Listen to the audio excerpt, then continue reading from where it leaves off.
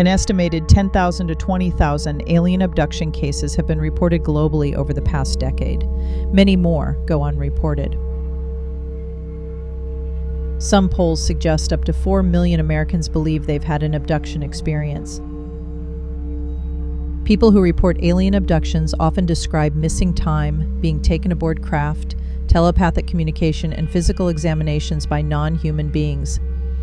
But not all alien abduction experiences are physical. These are called ILUs, Interdimensional Lightbody Upgrades. They are energetic and psychic and powerfully life-changing. These experiences are being reported more and more around the world. Oriah Mirza, intuitive empath and host of the Mystics podcast, is an ILU experiencer. This is her story. Welcome back, everybody, to part 2, the quantum intervention. I'm Lady O, and this is my wonderful co-host, Dennis Strahl. Hello, Dennis. Thank you for joining me again. Hello, everybody. Nice to see you back. If you saw episode 1, so this will be a continuation of where we left off in the previous episode. And Oriah had asked me to say something about the background that you see back behind me here. If you're wondering what that is, I was in the commercial mining industry, developing gold and copper and silver mines from scratch here in Nevada, because I'm talking from Las Vegas. Did that for about 7 or 8 years. And that right behind me, what you're seeing is a photograph that I had taken of an abandoned gold mine in a very remote location. So the kind of the kind of orange reddish color that you see is an indication that there's gold ore nearby. So I chose to have a little my crusty old miner background. And I like it, so I hope you do too. Well, Dennis, thank you for sharing that information. And, you know, I've known Dennis since 2010. I don't even know how many years that is. And he used to share with us these adventures that he's taken out there in the desert, and the UFOs that he's seen in the sky, the interactions that he has felt, like even the portals, the mysteries. There's so many stories, Dennis, that you could actually write a book called Desert Dennis and the Mysteries of the Desert or something. Very possibly so. And you know, the areas where we were actively prospecting, because we would literally develop mines from scratch. So that means you got to go out and find surface indications first, and then send samples in and have them sampled and all. But most of our projects were just west of Area 51. Yes. I mean, literally seconds away by a UFO speed, and just off the northeast. I'm sorry, our projects were just off the northwest corner of the Nevada test site, which is what encompasses Area 51. Which is no accident, being that you're also an experiencer. Yep. And I can't wait to get to your stories also after we're completing part 2 of my experience with my alien upgrade. My new book is going to be out July 8th, and it is a new revised and expanded edition. I also have the esteemed privilege, I should say, that Barbara Lamb, a very well-known alien abductee, regressor, hypnotherapist, will be giving me a hypnotherapy session today after this recording is over. And I will actually be recording it, and I will come back with that hypnotherapy session and put it up for our next episode. That is, I'm so excited about that for you, Oriah, because, just to reemphasize, she is a renowned hypnotic regression hypnotist. And so she not only does past life regression hypnosis, but she also does, can you take me up on the ship? I think I was taken on board sometime, and she has lots of people come to her specifically for that.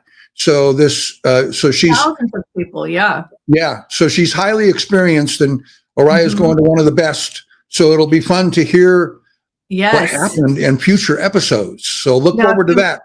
Yeah. And if you watched part 1, I cover some time missing segments and some, interactions I've had, even with cryptids. And so I'm going to bring up those questions and have Barbara help me to regress those areas to find out what happened during that time missing period and things that I experienced, what was really happening. So I just cannot wait.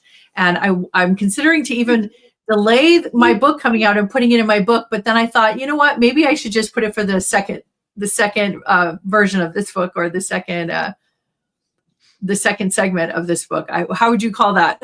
A book 2 of sure. Alien Upgrades. A continuation of the story, because of the fact that you are progressively learning more about the experience. Simply because you're doing another hypnotic regression today, which is going to bring forward more information. The existing book you're about to release in a few days is already complete. So I would say include the progressive information in the next book. That's right. And keep the story going. And it's fascinating. Yeah, I can't wait to do it. As I unfold and expand this story, more and more details come out. And it's not just about the story, it's about who I became, which I'm going to go into detail today. It's who I became. Now, if I don't get it all, after I explain the surgery and talk about my, kind of my integration, I guess you would call it, even though it wasn't an integration at all, but kind of trying to get back into society afterwards. That itself could be a part 3 if we don't cover it all today, but we're going to try to get to it. The actual surgery itself was very in-depth and detailed, lots of information there. And Dennis is going to be asking me questions regarding these areas. And so I'm going to let you take the helm right now, Dennis. So if you want to go ahead and start asking me questions. And for those of you that maybe didn't hear episode 1, when Oriah says surgery, she's not talking about physical surgery like, they took her onto the ship and cut her open. No, this was an etheric, energetic replacement of certain internal. I don't want to go into too much detail because Oriah will do that better than I. But it was an energetic surgery, and surgery just ends up being the most descriptive word because something was energetically removed, and something the upgrade was energetically installed. That's correct. So that's what we're talking about here. So let's fire off. I've got my list of questions right here that I want to kind of lead us through. Okay. And so, following your trip to Paris, where this first occurred, you ended up getting a telepathic summons when you and Riz were back in Marina del Rey, where you were living at the time, which is near Malibu, and informing you of an impending additional visitation that was going to occur at a precise time, amazingly. Not just, sometime next week or something, but a very precise time that they gave you. So what was that direct communication like? And how did Riz's confirmation about your soul contract prepare you for what was going to happen at 7:30 p.m., which was the precise time that they relayed to you? That's right. Okay, so we had just got back from Paris. We were kind of settling in. I was relieved that my alien visitation, my alien channeling session on the train was complete. It was over. I felt like it was over and done with. I am never going to hear from them or see them again. And I was very relieved and getting over it and starting to move on into my life, thinking that, okay, I'm back to normal now. So I was walking into the bedroom, and it's funny, I've had another experience where I was walking through a threshold. So when you walk through the threshold of your door, it's very symbolic of any door. And I remember having a threshold experience walking into my house many years prior, and I got a sickening feeling and collapsed on the floor and started like heaving, dry heaving. And it turned out my dad had died at that time in another state. And I felt it. And it was funny. I was walking through the threshold of my front door. So that is not only how connected we are, but that symbol that there's no accidents in the consciousness behind everything we do. And the fact that I was walking into my bedroom door, and it was a very similar thing walking into the threshold. And I heard the same familiar voice that I told you about in part 1, which was kind of more on the masculine side, but it was kind of it didn't have a gender. And I heard the same voice say, meet us in the room, be prepared at 7:30. And it's like we need a continuation, basically. So what I'm understanding now is kind of they give these thought bubbles, they give these like little downloads. So it may not be real time on their end. They could be sending me like an email. It's like a text message, a voice message. And I heard it, and it kind of has their inflection and their intentionality behind it. So their emotions. So I could feel they're saying, we're going to see you tonight. There really is it's not about you choosing whether or not we should be here or not. This is like a planned thing. Like I felt like this was an organized, scheduled thing, which I come to find out many, many, many years later that it is very scheduled and planned, because this is a very routine type of upgrade that they give humans. So I found that out in my hypnotherapy session with another hypnotherapist. And also I've read about that and heard other experiencers talk about that. So this is a very routine surgery. So it was kind of, apparently I put in the request for it. My higher self, another version of myself, requested this surgery. I didn't realize I did, but I asked for this upgrade. Now it makes sense, because being married to a master trance channel who had been teaching and doing spiritual groups and talks and everything for years before he met me, I was more in the corporate world. And I was a business consultant and a coach. So I was more in the salesman kind of marketing. I was not in the spiritual side of things. Right. So I felt like even though we were now engaged, we still were worlds apart. I had the same belief systems. I felt the same way internally, but I couldn't articulate. There was no way I could speak like Riz was able to speak. There was no way I could even coach people or help people spiritually, because I didn't have the years of experience and background that he did. So it would make sense now looking back, my higher self requested this surgery to have this upgrade, so that when I came out of the upgrade, I knew everything that Riz knew, plus even more. Right. So it was all instant. So that's how it changed my life so much. Okay, so let's go back to that moment. So I'm walking through the threshold. I considered maybe I should leave and go hide. Maybe I should run outside the door and like stay at a coffee shop or do something, anything other than to see these people again, these beings again. I didn't want to see them. And of course I was scared. And so I knew that it was futile. I felt that it would make no difference. The feeling I got was that they were going to do this regardless at some point. So I might as well get it over with, whatever it is that they needed to see me for. So at 7:30 on the dot, a few minutes beforehand, I walk to the bedroom and I get on the right side of the bed, and there's a big bay window to my right. And I lay down on the covers and I put my hands to my side, and I kind of just laid there like zombie mode, just like eyes closed, stiff. I was very nervous. My heart was pounding. I didn't know like what to expect. I didn't know what was going to happen. And I started to feel sleepy. Now, during this time, I guess Riz walked in the room, and I had no idea that he came in. I didn't hear him come in. And he told me he felt compelled. Originally, he wasn't going to come in. And he felt drawn, right? So he probably got summoned, or he just felt like he should be there. So he went and laid down next to me.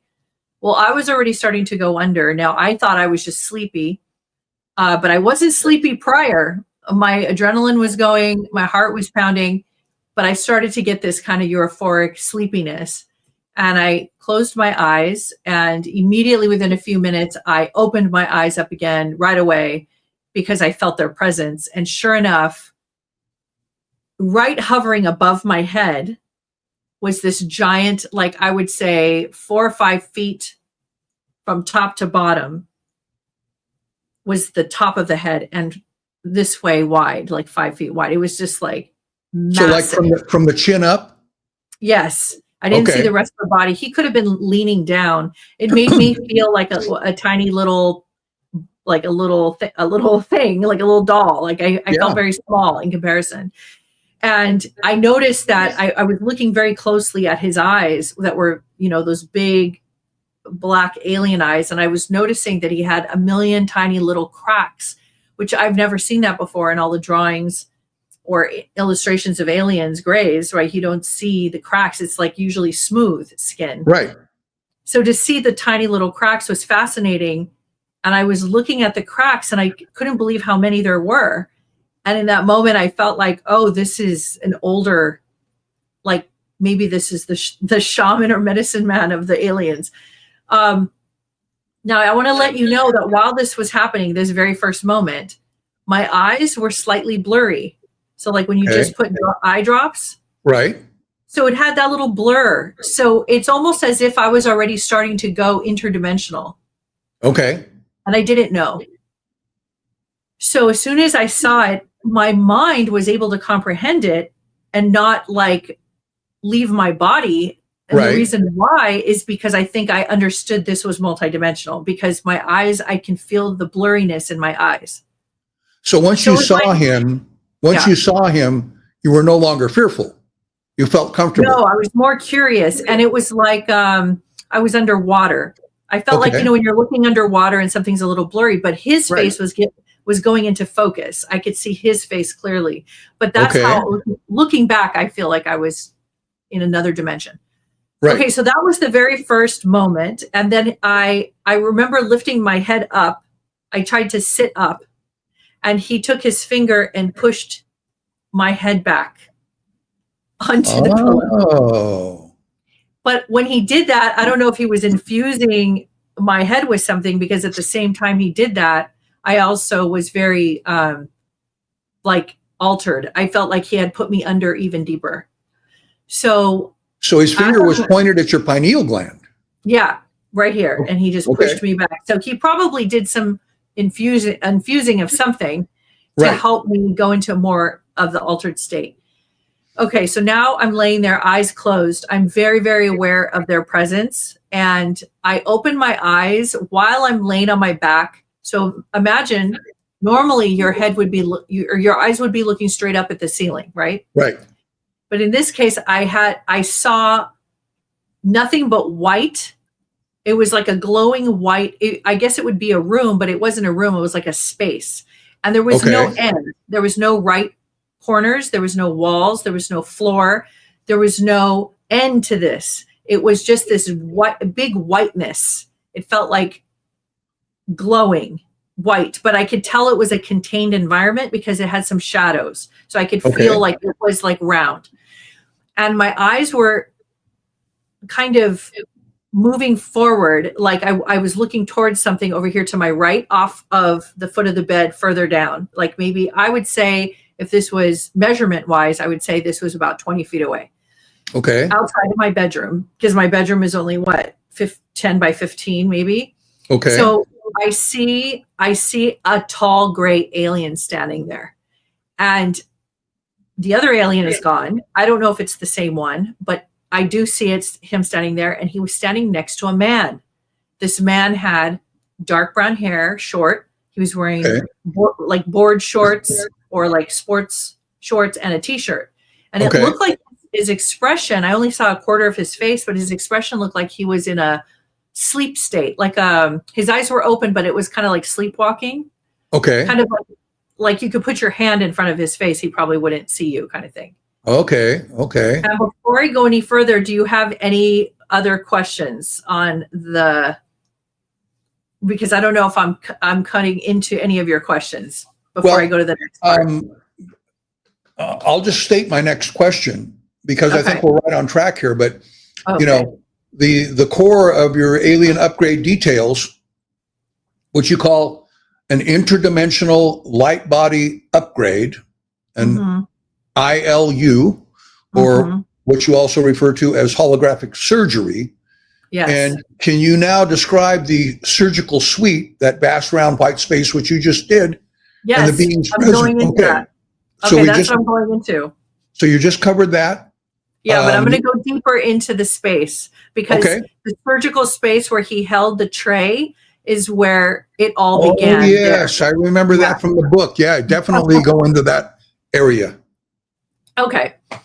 So he was holding like a surgical tray. So it was like a steel flat tray, and the alien was holding it. And so he's standing to the right. The man is standing to the left. I'd say the man is about 6 foot tall, and the alien would be about 7 feet in comparison. So he's holding the tray like this in between the two of them. And I just took note of it, and that's it. Now, I thought that's all there was that I was going to see, and I was just going to look away. I don't know why I was looking at that. It was not there for me. I don't know why they're standing there, but I kind of wanted to divert my eyes. But as I did that, they zoomed in really fast. It was like all of a sudden I was like, they were closer, and they had tilted the tray so I could see the contents on what's on top of the tray. Oh. And I saw this a gelatin, globular, jelly, amber orange colored gel with these tiny little iridescent, like little sparkles. They were like little light pieces of light. That's what it looked like to me. And it was like very illuminating and very like kind of beautiful, actually. Yeah. And on that, I took note as my eyes focused, is there was a circle. This, is a circle, and it was the orbital bone and the eye. It was an orbital bone and an eye in the tray. I didn't know it belonged to the man that was standing there. And this eye had like right under the eyebrow, all the way through here was a perfect circle. And it was in the gelatin, and the eye was moving and looking around. It was alive. Wow. And in that moment, half my brain was very curious, like the sentient part of me. Sure, yeah. How can this be? Very fascinated. The other part of me was like, why am I seeing this? This looks like on the grotesque side. I should probably get out of this, because this looks like it could be going into a nightmare situation. And I don't want anything to do with it. Yeah. And so in that moment, they knew I was probably going to react like that. So they were prepared. Yep. And so in that second, it was all very, very fast how it happened. In that second, I realized they're showing this to me for a reason. Yes. And then my mind did the computations, the calculations, and I realized the reason they showed the eye to me in the gelatin is to tell me that this gelatin is a living being and can keep other living beings alive, any other organisms of any kind. It's an intelligent life form itself, this gelatin. So then that means that the eye can stay alive. And I realized, looking back, if they put a finger or a toe or a hand, I would not have registered that it was a living sentient gelatin. Right. But when the eye was looking around. That's correct. Yep. That was my clue.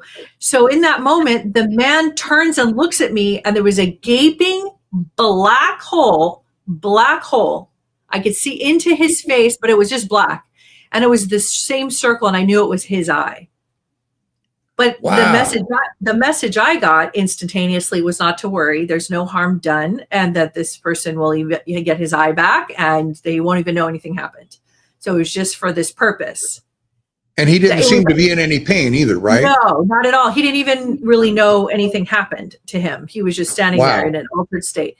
In that moment, I said, "Oh, shit." I knew in that moment I was next.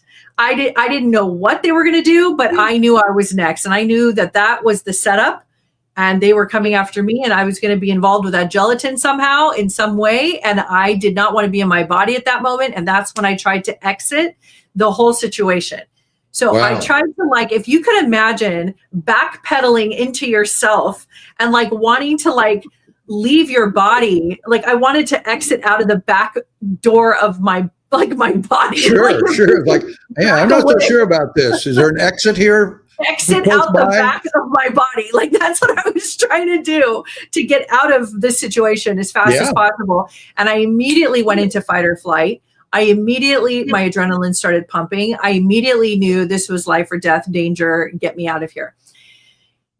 And so that's why everything happened really fast. They knew I was going to react like that. Right, and so the second that happened, I noticed to my right, directly next to my bed, my so-called bed, keep in mind, I'm on my bed still. I'm on my physical bed in my bedroom.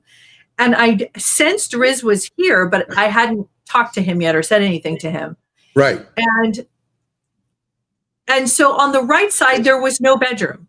There was no wall. There was no window. There was just white. So I turned to my right, and there is this vat. So the vat holds tremendous liters of liquid. And so this vat, it seemed like it would be about 20 feet deep and about 6 to 10 feet wide. It was giant. Now, so that tells me that however I was placed was up high, or this thing was down low. So space was kind of different. As I saw this gelatin, this gel, I said, oh, no. And I started to get out of it. Like, no. Like, I don't want this. Right. And sure enough, before I even had a chance to even think twice or do anything, this was all so fast, I felt my head going into it. So like if they had picked me up and put me head first into this gelatin.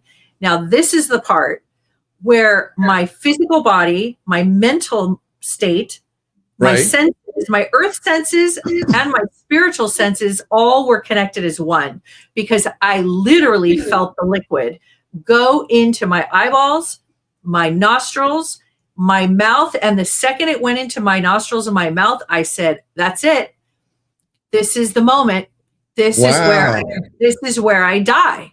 Yeah. This is it. Because I felt the actual taste. It was like, it didn't have a taste, but the temperature was like a medium room temperature.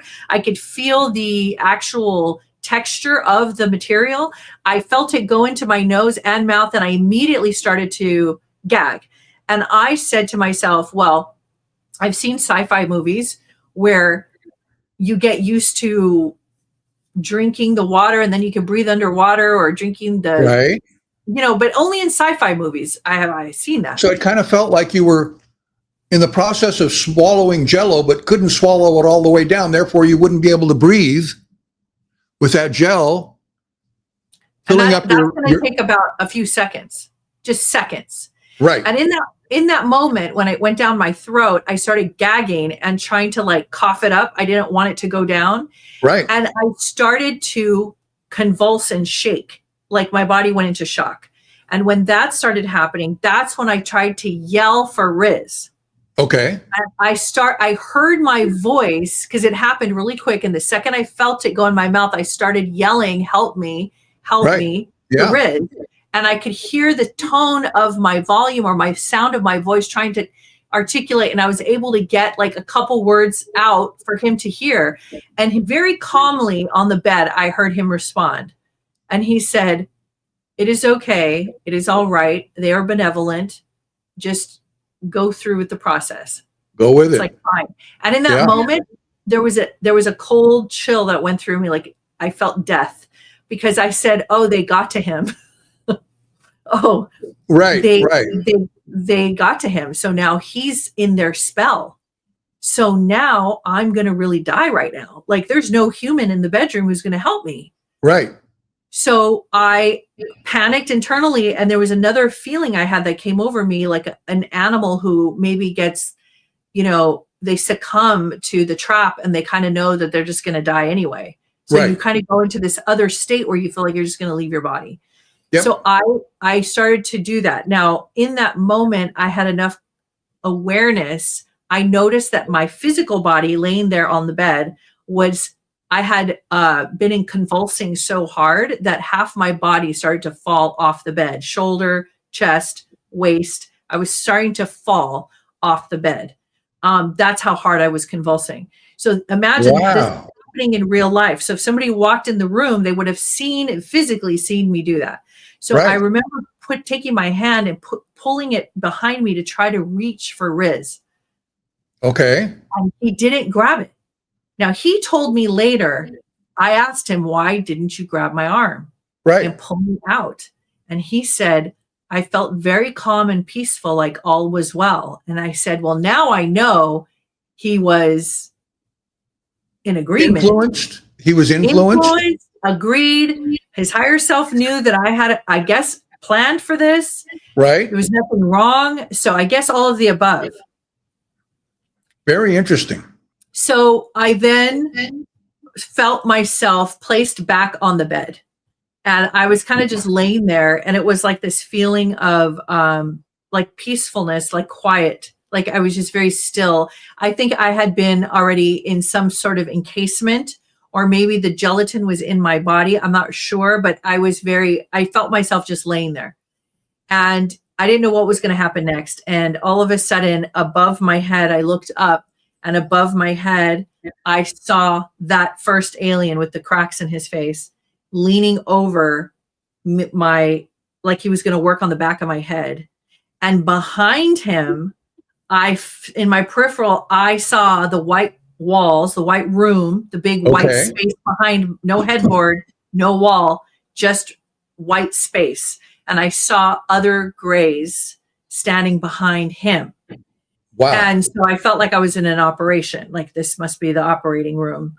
And so I felt him. I didn't feel his fingers, and I didn't feel his touch, and I didn't feel anything to my actual physical head, but I felt something kind of wet.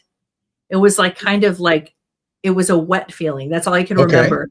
And it was in the base of my skull, and it was kind of in the base of my skull and up at the top of my spine. And I didn't feel anything, but then I looked up and I saw this long blue Tron looking cord. So I guess it would be like, imagine like a very thin stick, think of the straightest, almost like a laser pointer stick or something. It was just so it was somewhat, it was blue, but it was somewhat translucent. It was translucent. It had like light. It had like fibers, like light going in and out of, up and down. And it was actually really, really beautiful looking. And it reminded me of the movie Tron. What was that? How long was it? It was probably about the length of your spine. Yeah. It was, it was the length of my spine. And I didn't know what it was, but I remember looking at it and thinking how beautiful. They reminded me of Tron, the movie. The lights that they have. Exactly.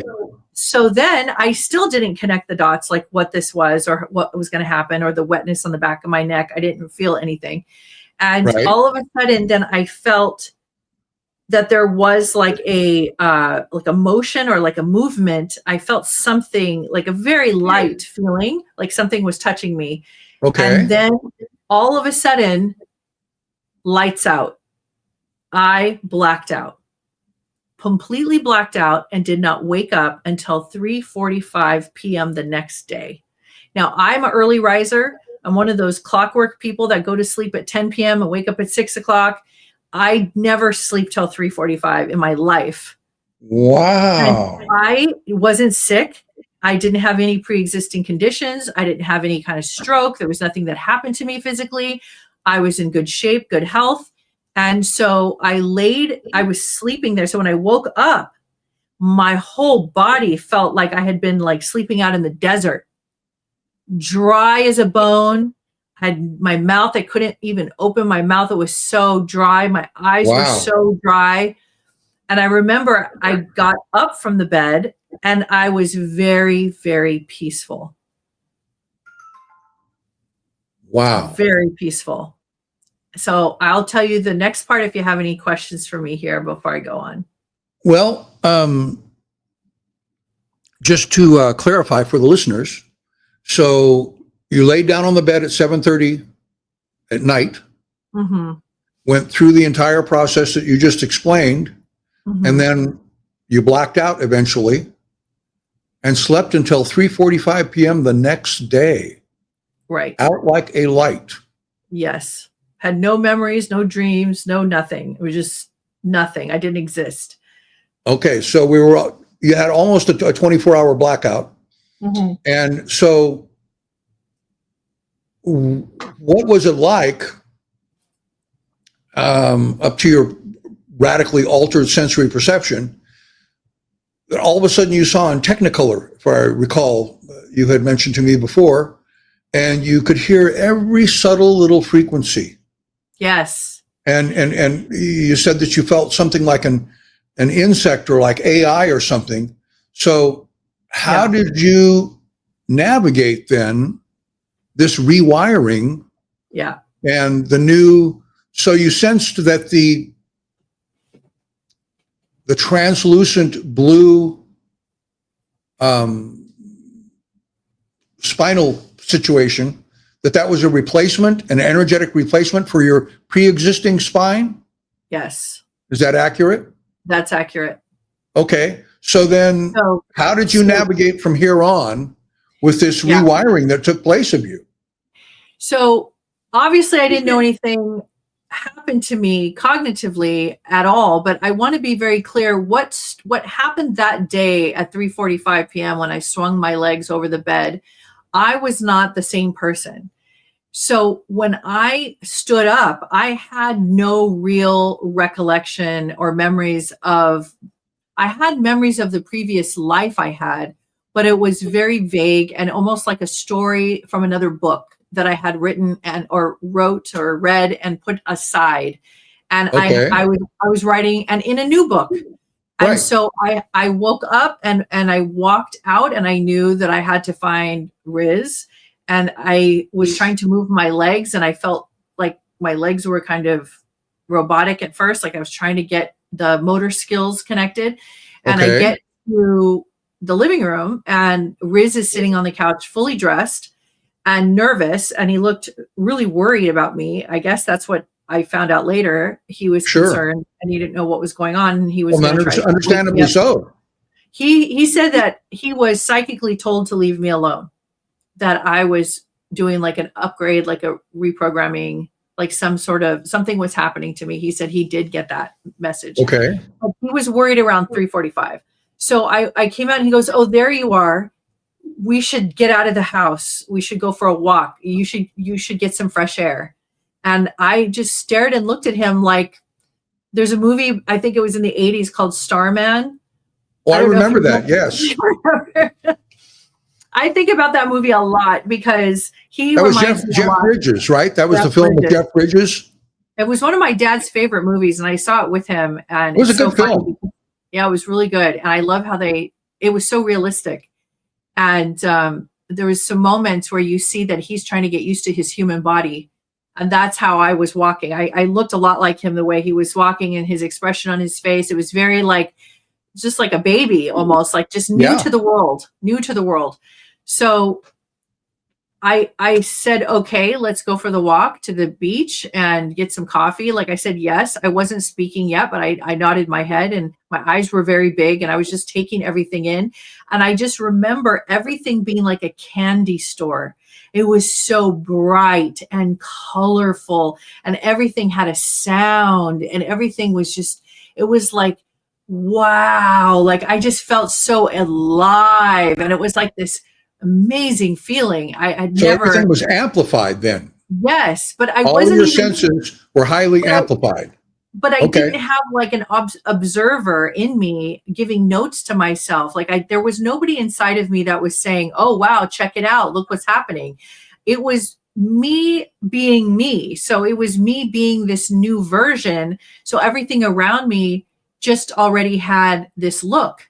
Right. So I didn't have a reference. Okay. So anyway, we get out, we go for the walk, and I'm walking very strangely. I'm walking just like the Starman guy. It's almost identical. The feet are kind of stiff, and I'm walking, and that's why I think a lot of these movies are channeled movies and desensitization movies to prepare the public. They're more like documentary than science fiction. Yes, they are. Right? Yeah. So yes. So we get to this ice cream shop, and I'm standing at the counter and he's ordering an ice cream and there's a woman behind the counter. And in my book, I try to put as many illustrations as I could of some of these memories in as much articulate detail as possible so you can see what I thought. So I was standing in front of this glass case. There was all these round circles full of color and they had this funny kind of it was like a fun texture and they were kind of swirly and there was about 12, 15 of them. I don't know how many, but it was 2 rows. And I remember Riz standing next to me. He had these maroon colored pants and this like yellow shirt. And he was holding this ice cream cone and he turns to me and he says, "What would you like?" And I just looked at him because I didn't know what he was talking about. And he says, what type of ice cream would you like? And I still didn't know what he was talking about. I understood ice cream was a thing, probably a food item, I gathered. I didn't know anything about, I didn't know if it was hot or cold or what it was or why I needed to have it. I had no idea about the flavor profile. So I didn't know that like strawberry had a flavor. So, and I didn't know it was called strawberry. Right. I didn't even at the moment know that it was even pink, the color pink. I just knew the color. I was aware of the color spectrum, but I didn't know the names of things or the connection to the flavor profile or what I like or not like. Nothing was connected yet inside. So it was truly a new to planet Earth cultural anomaly. Yes. You kind of felt like, keep in mind, I had no concussion, no head injuries, no recent or past head injuries. I had no stroke. I had no health issues. There was nothing wrong with me. In my brain, I had not consumed anything. I didn't drink any drug. I wasn't on any drugs or alcohol. I didn't even start doing my psilocybin journeys till way later. Right. Way later. So I had no reason for this to happen. Now, at the time, I didn't know. To not recognize ice cream, of all things, right? Yeah. Very and I didn't common. know anything was wrong. I had no idea anything was wrong. Yeah. I just was not sure what he was asking or what I was supposed to do. And then the lady just kept staring at me. And there was people behind me. And I remember just staring very blank at these colors. I thought they were very fascinating, but I didn't know what I was supposed to do with them. Right. And then he got nervous. And he told the lady, never mind, it's okay. And he paid and he grabbed me by the hand and kind of walked me out kind of fast. And he said, I think we need to get you home. Sure. So I stayed home for 2 weeks and didn't leave the house. And in that time, I couldn't be in bright lights too much. Okay. And I spent, I think, 4 hours a day at the bottom of the shower, in the shower. So I had the shower running. I would take turns. So I would do it in the morning. I would get out, do it in the afternoon, get out, eat, do it again, get out, eat. And so you just sit at the bottom of the shower with the water running on you. Yeah.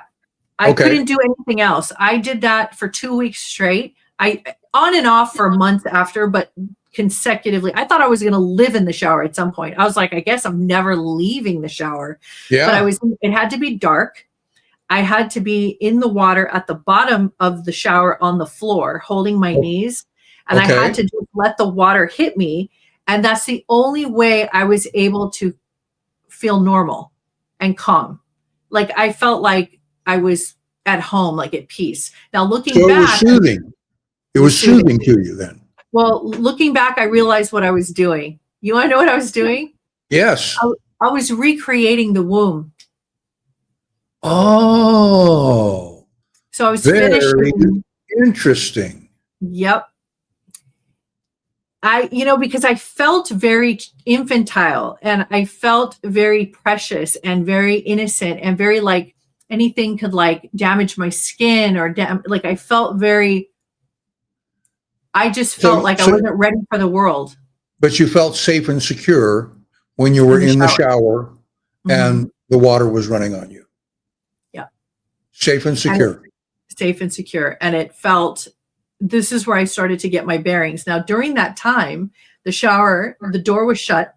It was in an apartment. It was in an apartment at the time. There was no window in there, so it would get very dark. And so while I was in there, I would start traveling. And I would start visiting some of the beings that helped me, or I would be a part of the reconstruction or like the connecting of the dots of my own body. Or I would be visiting my past identity. So I would be reviewing all my files from the old me that was there, Oriah, the prior, and I would be reviewing the notes, like my relationship with my children, the nuances, the jokes I had with them, my sense of humor, the foods I liked, how my perceptions of things, how I navigated in the world, how I interacted with human beings, what I knew about myself. I would take that time to review those notes. So you're literally in an altered, you would move into an altered state of consciousness. Yes. And be able to review all of this information in a really short amount of time. Yes. Now, can I tell you something that's going to blow your mind? Yes. You say I was in an altered state, right? Now, Correct. that actually I need to adjust. Now, one would think that's an altered state, but actually for me, it was a normal, natural state. It was actually just a normal way of being for me. So I could easily go in and out of those spaces. To this day, I could still do it. I just have learned to kind of compartmentalize it and learn how to live here on the planet, because it took me years to be able to socialize again and to be able to talk to people. And my whole life changed, and my relationship with my friends, family, children, everybody. Yeah. That was a major component then of your upgrade. 100%. I ended up, it was like I was X-Men after that. I came out with extraordinary abilities and skills. And to this day, I don't really utilize them in public fully, because I tried to do that. I tried to do that, I would say, within the first 5 years of this upgrade. I tried to talk to people and give them the information I had, or help them, or whatever it was. Right. And because I wasn't fully balanced and integrated yet, it came out not as sophisticated, I guess, or not as, it was kind of clunky. And I would cryptic then. Cryptic. And then sometimes people would get a little nervous because they didn't know what was going on, because it was like, I was so intense and I had so much information, and there was so many, it was like outrageous to some people. But the people who liked it, the clients that I did have that wanted that, had some of the biggest experiences they've ever had with me. And of course, that's how I became a shaman. It was so easy, natural for me to do that. But, but yeah, do you have any other questions before I go any further? Well, I recall, because I read your book, you had said something about how your family members, how your kids were responding to you. Could you explore that a little bit for us, so that our listeners can understand the ramifications? It did affect how your family was perceiving you. They knew something was different. Yeah. I'm talking about your children. Aside, Riz obviously knew. Yes. Everything changed. So what was the deal with your kids? Yeah. I mean, with Riz, it was easy because I had only been with him for like a year and a half or so. So it was perfect, because I'm so glad we didn't have a long history together, and it was easier for him to navigate this new personality. It was still very tricky and not easy for him at all, but he accepted it and liked it, because I was so advanced, and I was able to have conversations with him he couldn't have with anybody else. And so, well, you two definitely had a cosmic rendezvous on this timeline. Yes, we did. Right? Yes. So no doubt about it. As far as my children go, this is where I had this is, just like any mother, biologically having children, this is like the biggest, I think this was one of the biggest challenges, integration issues. This was the hardest part, was kids, because children know their parents very well, and children study their parents very well and know them intimately inside and out from birth. They're very aware of their caregivers. Yeah. So I was not the same mother, and I didn't see them for those 2 weeks, and they were needing to see me, and I had them with their fathers, and like they needed to see me, and I knew I had to see them, and I was so nervous. I had gone through every file I could possibly remember, every memory I could possibly bring up, every connection I had with each one of them, all 5 of them, and each personal interaction I had with them at different various times that I could pull up from my memory bank, that I could connect the dots, so that when I do see them, I could try to piece back together as much as possible the mother that they knew. Sure. And I by the time 2 weeks were over, I felt like I hadn't even I maybe completed 30% of the mission of trying to get myself back to this old identity. And I knew I was going to fail. I was very, very, very nervous. I just knew that they were going to know it wasn't me. And I was so concerned. So Riz offered to drive me out to go to the meeting point to go pick them up.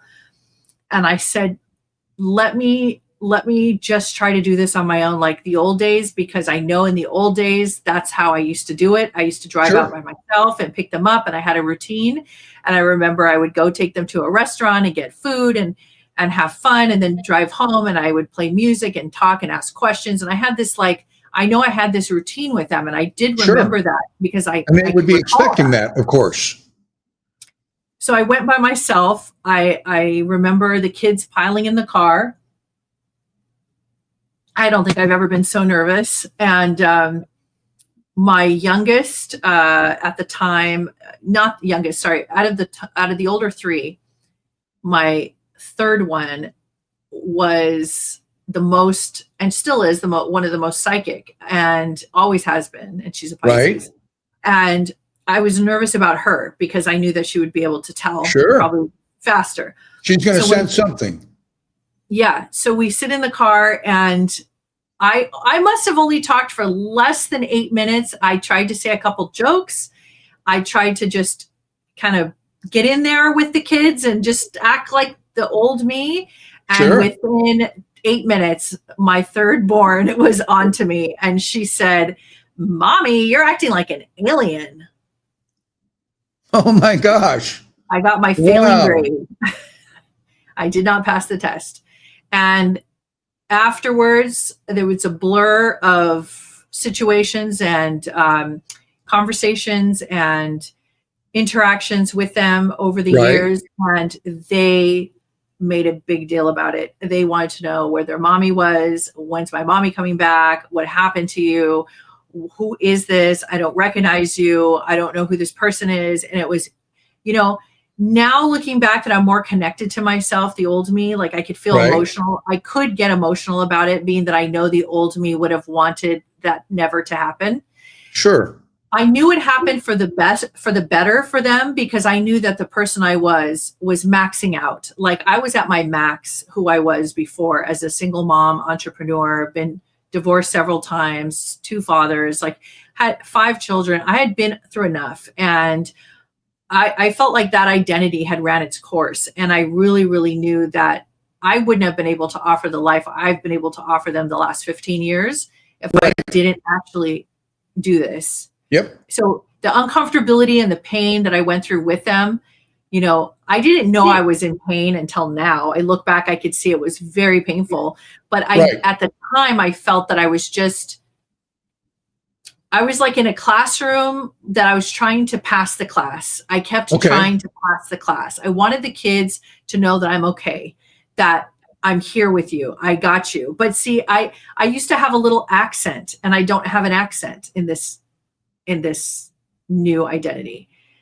So my old accent. Yeah. So I grew up in the inner city in East LA, and I grew up in a Hispanic neighborhood, and my mom's from Honduras. And so my dad is, from Denmark, but so I had this little accent, and it was, I like to joke, it was like a hood accent. Okay. Yeah. Riz used to make fun of me all the time because he was like, "Why? I don't understand why you talk like that." And I'm like, "What are you talking about? That's just how I talk." It was so natural for you. Yeah. It was so natural. And sometimes it would be more sophisticated, but I always talked with this little, I was very like, I had a lot of jokes. You grew up in the hood and you have jokes, and it's all this nuances that it just was gone. Just zero. Completely not available. Disappeared. Wow. Completely overnight. And I was speaking like I'm speaking now. And so that would be something that would be quite noticeable to family members for sure. Especially your kids. Your kids. Yeah. Everybody. Nobody recognized me. Nobody knew who I was and what I was doing. Everybody, like my elder, my mom at the time, and everybody, they would be like rolling their eyes like, "Okay, this is your new identity. Is this your new identity? Like, what is this? And why are you talking like this?" Whatever.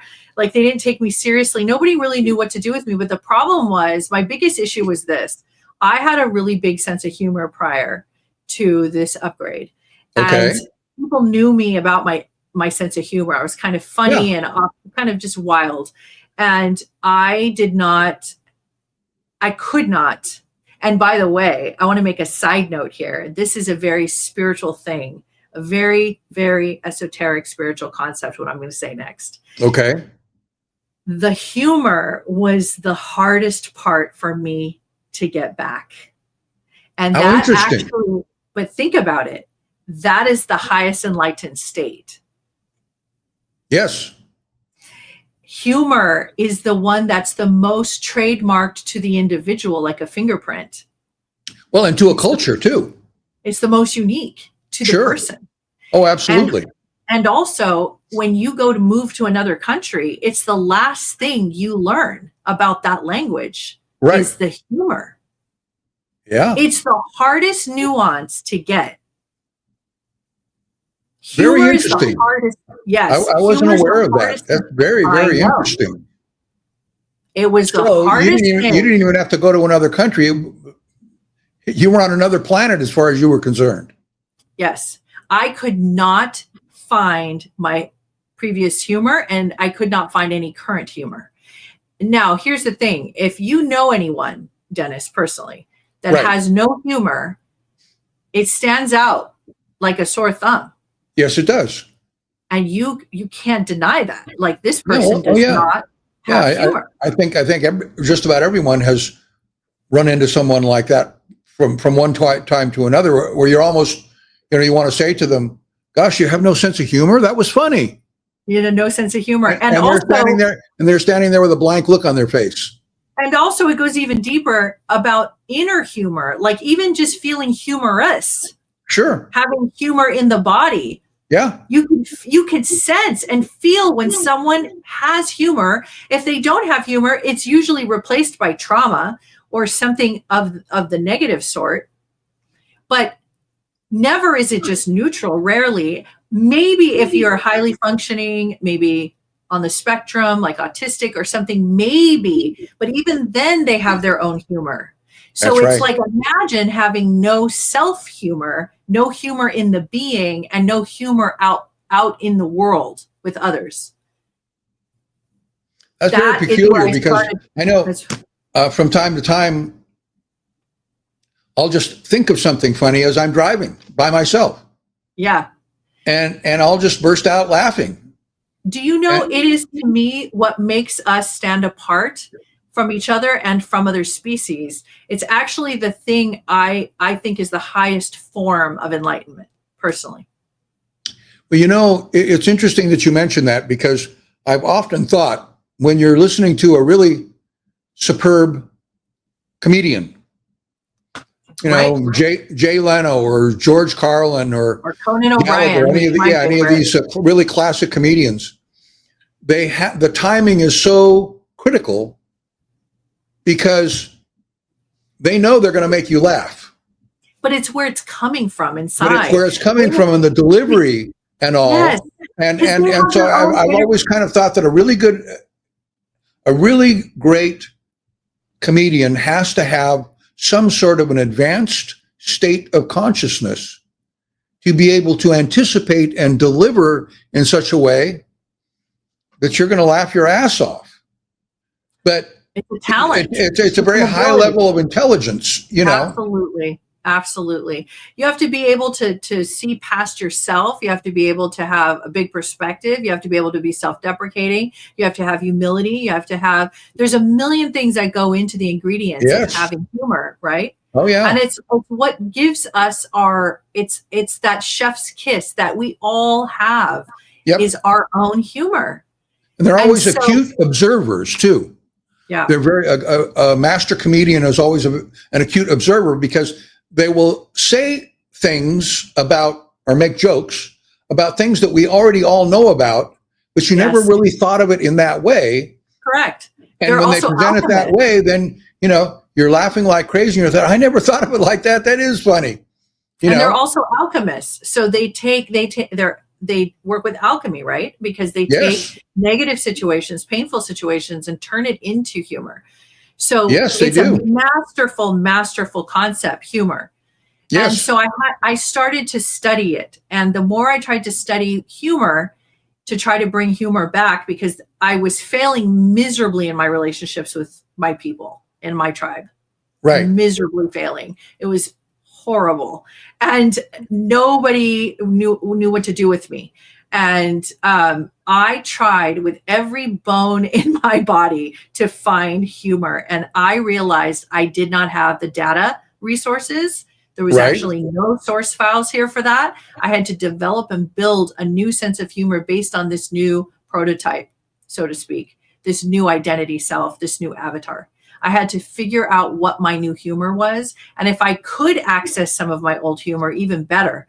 But I needed to work on it. So I spent years and years and years developing, creating, understanding, and finding my humor.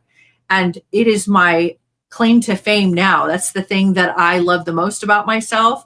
And my biggest heroes are like Lucille Ball and all these Conan O'Brien. Like, to me, the comedians are they're my mentors. They're the ones that guide me through life because I understand how hard it is. And so I found my humor. And if you watch any of my own, my previous shows that I've done on my podcast, you'll see that I do a lot of really funny things and I'm really crazy. But that took me a lot of work to understand how to let that out, find it and let it out, discover it and release it, develop it and bring it to the world. That makes me think a lot about a lot of the brain science that I have studied and learned, in particular from people like Dr. Joe Dispenza, is a neuroscientist, but he mixes in spirituality and intention and all. But, he and a lot of other world-class PhD types of scientists talk about, they'll hook up all the sensors to somebody's skull and they'll tell you to think about this and this part of your brain lights up. And they tell you to think about that and that part of your brain lights up. And that's because there are clusters of neurons that you will repeatedly go back to and that accumulate. For example, a master pole vaulter, let's say, in the Olympics. Okay, they pole vaulted and jumped over that so many times. And so their brain is now programmed. There are clusters of neurons that are programmed to run at a certain speed and hold the pole in front of them at a certain angle. They know how much it's going to flex. All of that is little multiple clusters of neurons. So for you to recall humor, it was like the clusters of neurons that you had for humor, those neural patterns had disappeared and you had to create brand new ones. Yep. I could be equivalent to somebody who's had a brain injury and could not bring humor back and then had to build it. It was like that. And so eventually what ended up happening after years and the story of how I came to be who I am today and the years that could fill another 3 or 4 books easily. Because I started working with thousands of clients and with my husband, in Malibu, and we opened a healing center and all that. But what I want to say is that it was the conversations I had with people and the feedback I would get is how I modeled and shaped myself. And I still do to this day. So I'm constantly, just like OpenAI can, it upgrades itself by self-learning. Okay. And since all human beings, we all have the ability to do that. We are self-learning, pre-programmed. We come in with a hard drive, but we're programmable beings. And so we have the ability to upgrade ourselves, and we have the ability to preview and look and see what needs to be upgraded, and we can constantly be self-upgrading. And so we have that ability, so we created our AIs to reflect that. So I myself continued with the self-evolving, upgrading framework. So to regain your humor, I'm curious, did you spend any time watching comedians? In other words, I mean, you're right there in LA. You and Riz could go to the Comedy Store anytime you want, and watch the the stand-up comedians and the improvs and all, and some of the classic people still show up there. Yeah, we go through stages. We prefer to watch it in the comfort of our own home, but like Bernie Mac, for instance, Bernie Mac, I channeled Bernie Mac a couple times, to believe it or not, in front of people.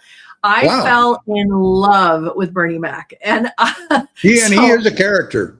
He was like, I can go on and on about how much I love Bernie Mac, and I think he loves me just as much. Yeah, his TV show was so comical because it was like he was a third person observing how he interacted. It was his sister and his nieces and nephews that he lived with, if I remember correctly. Yeah, and it was like he was a narrator. Yes, in his own show in real time, and I always found that so. And wasn't he unique? I've never seen anybody else do what Bernie Mac did in that television show. I agree. Narrating to himself what his current experience was, And he had humor bursting from his seams. He just had to get it out.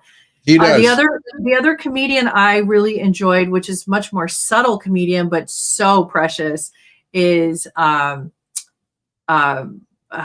Three's Company.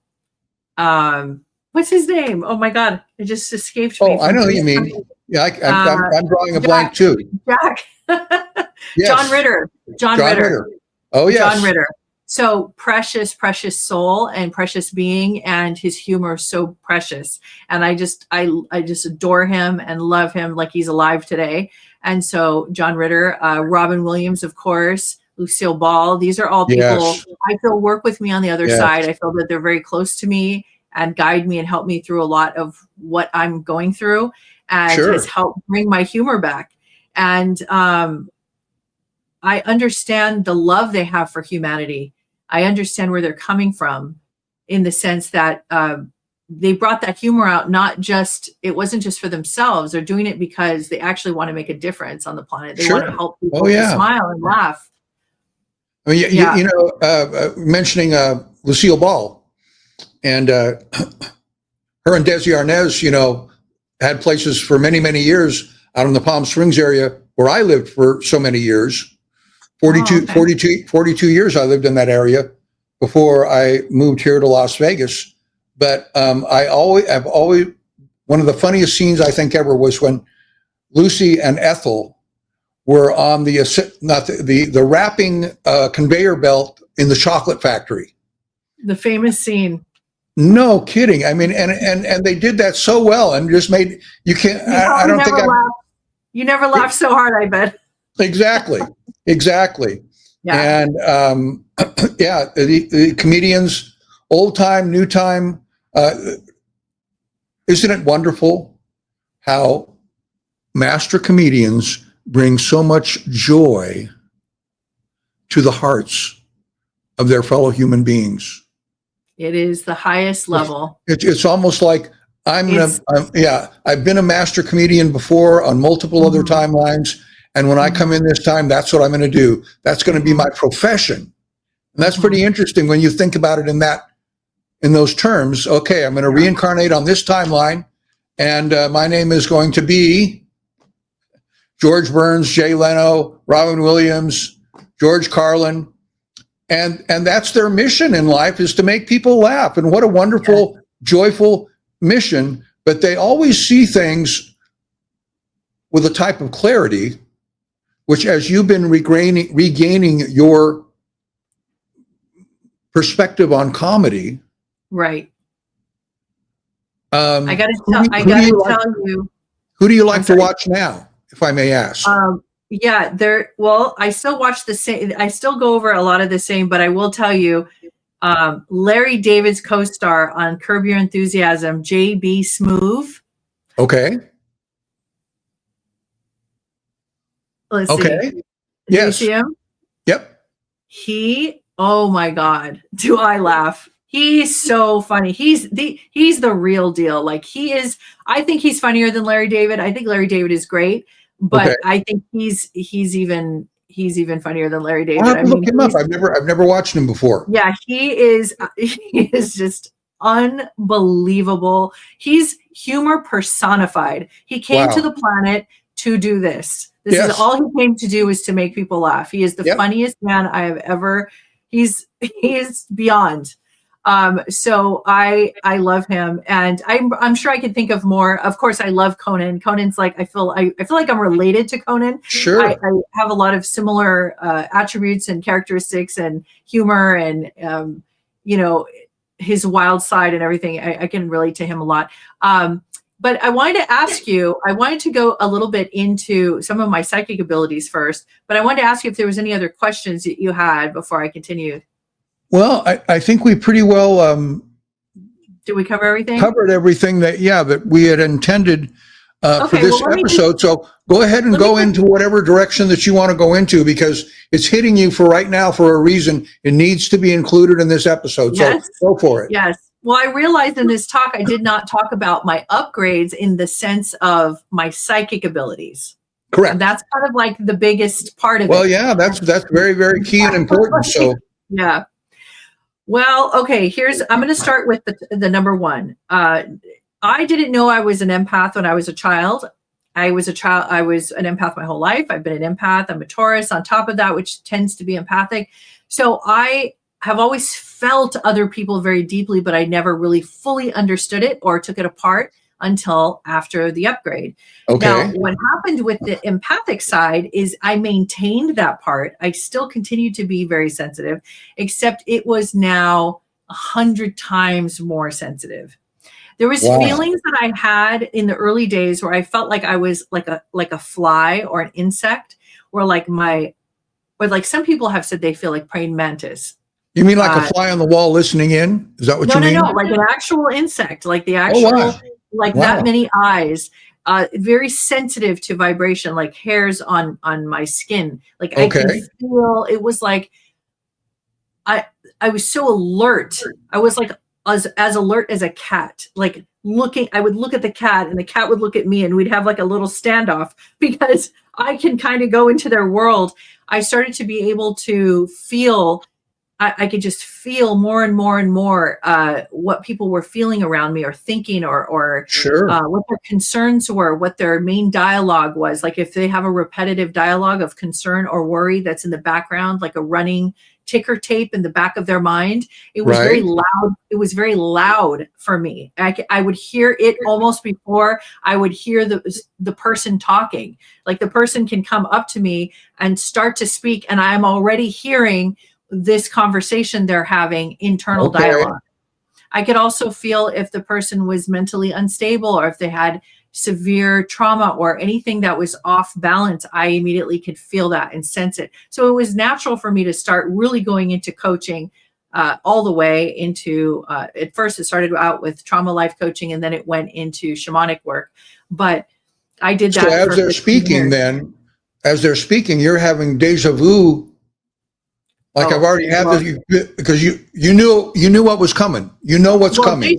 Deja vu is a little different. That's timeline jumping and bleed throughs, and I do have that regularly. But I think a lot of people have that. But no, this was different. This is a projection. So people don't realize that when they're thinking thoughts, they're actually projecting it into the space around them.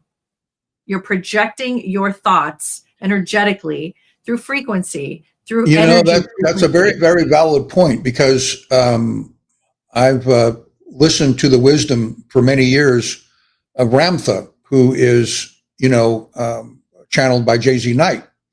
And Ramtha always says that, for example, when somebody says, I didn't mean to say that. Thoughts always precede what you speak. Okay. It's impossible to make a mistake. Like, I didn't mean to say that. Oh, yes, you did. Your subconscious had that all sorted out, and that's why you blurted it out. But also, every single thought comes in an emotional envelope. Well, it's your emotions that do the radiating that people feel. They're connected, right? It's a package deal. Exactly. The emotions come the together thought with your always thoughts. Creates an emotion, because whatever you're thinking, it's either good, bad, or indifferent, one way or the other, but that is an emotion that you're radiating automatically. You don't have to consciously think about it. It's automatic. So I want to give you this example. If you have various music genres, so you have rock and roll, you have jazz, right? You have, let's say, give me another one, yacht rock. Classic, Mozart. Mozart. Okay, so you have these different genres. So when you listen to that channel, you know you're going to hear many, many, many, many songs, but in that same genre. Exactly. We have all agreed that genre is going to sound like that. And there's always a distinctive and it's very sound, distinct from each other. Right. Yes. So rock and roll does not sound like classical. No. Okay. So when you have a dominant vibration, when you have a dominant dialogue, when you have a thought it is your reoccurring, consistent dialogue, inner dialogue, that is almost like saying that's your genre of music you're playing. That's the radio station. That's the radio station you're on. Right. And now you may not like that radio station, but that's what you're playing. Yep. And so what happens is when you come around other people who are very highly sensitive, especially children, animals, and highly sensitive people, you come around them, they hear the tune you're playing.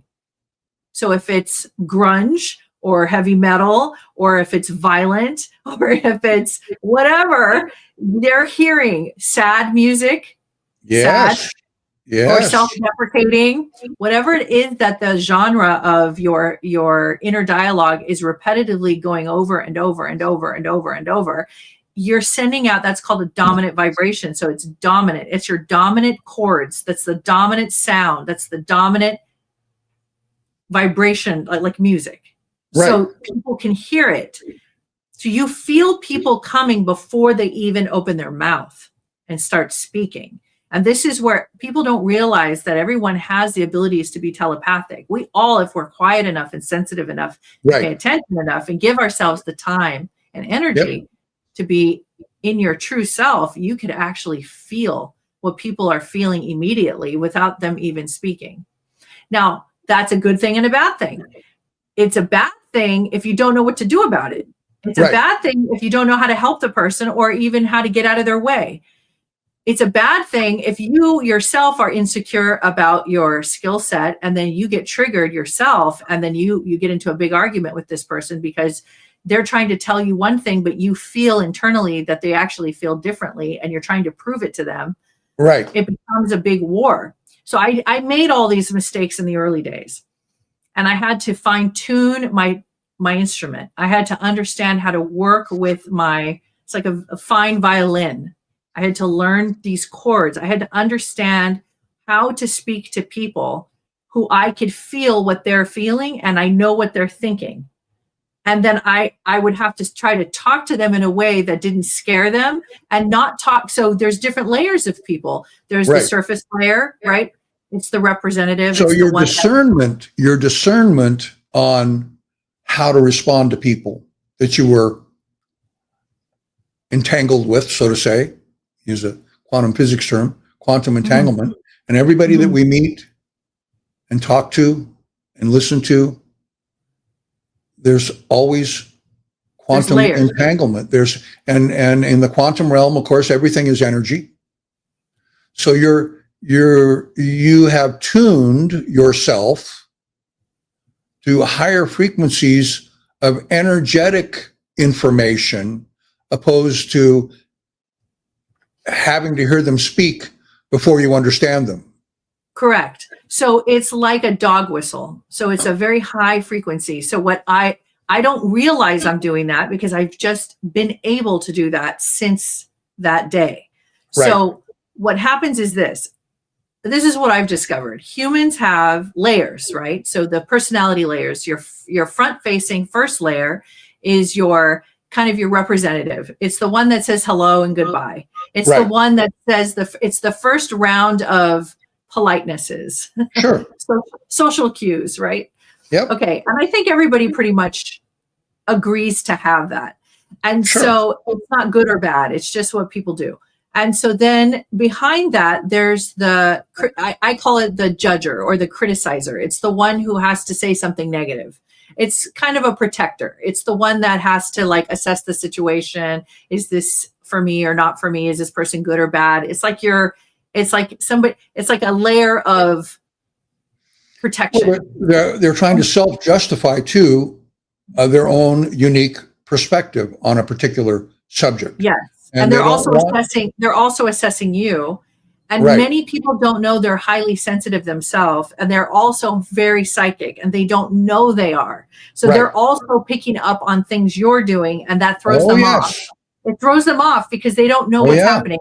And then on top of that, because they're not clear and clean with their own lives, they kind of get it all muddled together, and it's not a clear, clean signal for them. And it makes them very frustrated. So you'll see a lot of very frustrated, talented, and educated people. They're frustrated with their abilities because they don't know exactly what it is they're hearing. So basically, it's like they're hearing a lot of different music channels all playing at one time. And it's very frustrating to try to understand how to decipher what you're hearing. Sure. And that's what I see a lot of people struggle with that. So when I talk to them, the mistake I used to make is I used to talk to the one who is behind all the controls, the higher self. Okay. The creator. Right. The one who made Dennis. Yep. So I would go straight to Dennis and talk about Dennis. Now with you, I could do that because you have done so much work on yourself. And that's why I asked you to be my co-pilot, is because your layers are transparent and you're very clean. And I love that energy between us. And so I love talking to you because I can go right to the creator and right to the surface, and you are, you're in one note, you're right there. And I love that. It's very refreshing. And so that's how I communicate as well. They call it being authentic. Yes. That's the terminology. Yes. But it's more than that. It's very technical. So the mistake I used to make is I would talk to the creators of people, like behind the scenes, like who's operating the person. Right. And I would try to talk to them about their creation, which is the avatar that their personality. Sure. And they would go crazy. They would get so mad at me. They did not want to hear it. They don't like what I was saying. They didn't know why I was saying it. They felt invasive. It was invasive. Right. They felt like I bypassed all of their locks on their identity doors and all their self-defense mechanisms. I just breathed right by it. And they were like not happy about that. And so I tend to trigger people regularly. Now, I've learned to not do that. Right. I have learned to keep that part to myself. I have learned to talk to people where they want to be spoken to. Most people want to be spoken to, in my experience. They like to be spoken to about 3 or 4 layers back. Okay. If you're a spiritual teacher like myself, they expect you to talk to them about 3 or 4 layers back. Some want you to talk to the creator in them, and they seek you out to do that. Right. But most people on the street, most people you meet will only feel comfortable the first 3 layers. Well, that's because they won't let you go past that. Right. And because they have multiple issues, whatever they may be, that they're trying to resolve and improve and change in their life. And they're scared. Right. And they're afraid that they won't be able to. And that's why they come to you, for example, as a mentor, as a coach, as a frequency and vibration adjuster. Ooh, I like that. For them. Yes. So that they can go through the process and understand what you are suggesting or coaching them to do, and how it can enhance their daily moment by moment life. Right. So what I usually do now is I have to preface everything I do. I have to prepare people in advance, and I have to let them know, I'm going to do this. Is that okay? Then I'm going to do this. Is that okay? And then I'm going to go here. Is that okay? Can you handle that? And your enhanced abilities all circle back to the subject of this episode, which is your energetic upgrade. That's right. The new beautiful blue spinal cord that they installed into you, which goes into the nerve cluster that goes up into your brain and all of your neurons. It's all interconnected. So you're literally vibrating at a whole different array of frequencies now, kind of like your own set of cymatics playing back. Yes. So I want to say one other thing, because as you know, this conversation, what I'm talking about, this part of it can go on and on and on. It's so absolutely so nuanced. But I did want to bring up something that was very interesting. So in 2010, one of the first time I realized I was psychic all the way was one day I was standing in the living room in that same apartment. Riz was on the couch. And I got this download. It was a very big, big download about the future of events that's going to occur in the next 10 years.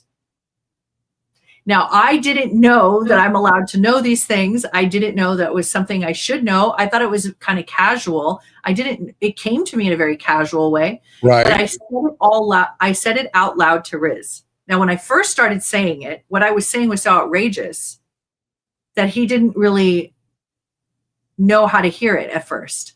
And I had to stress it to him. No, you have to listen to what I'm saying. This is a download and I'm telling you what's going to happen.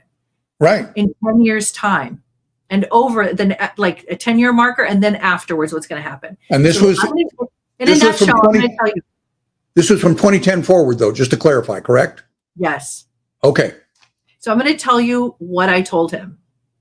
I said, in 10 years, there's going to be a change of infrastructure on the planet, in humanity, to where everything that everybody believed in and all the institutions that they trusted and everything that they believed was real is going to disintegrate, be rearranged, and completely fall apart, which is going to create a tidal wave of an emotional reaction from humanity of not knowing what's real and not knowing what to do. And half the planet or a big portion of the planet will die because they're going to just not be able to handle it emotionally. Right. So they'll create something and they'll leave the planet. The other half that stays on board is going to ride this wave. And this wave that's happening, I said, they're going to reinvent life and society as we know it. And all of humanity will do it together. And I said, not only that, but spiritual teachers and psychics like us who are considered the bottom of the industry, they're not taken seriously at all. It will be flipped over and they're going to be the most sought after and they'll be the most listened to.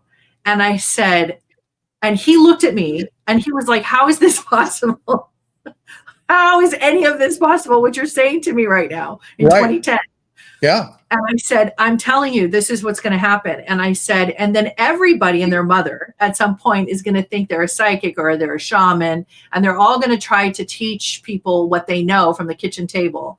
Sure. And you're going to have to learn to decipher. People will have to learn how to decipher who to listen to, what's real, what resonates, what sounds right. And I said, it's going to split the group. People are going to split. Right now we have different groups. The existing groups that we have, they're going to split again and again into different groups. There are groups that don't even exist right now. They're creating new groups already. Where there's the more awakened groups and the groups that don't listen to the news and the groups that are like listening to completely different information.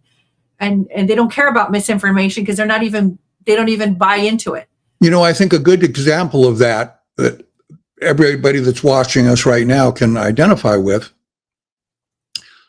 is look at the variety of esoteric kind of out there type of information that people are building Facebook pages around and Instagram and all of the social media now.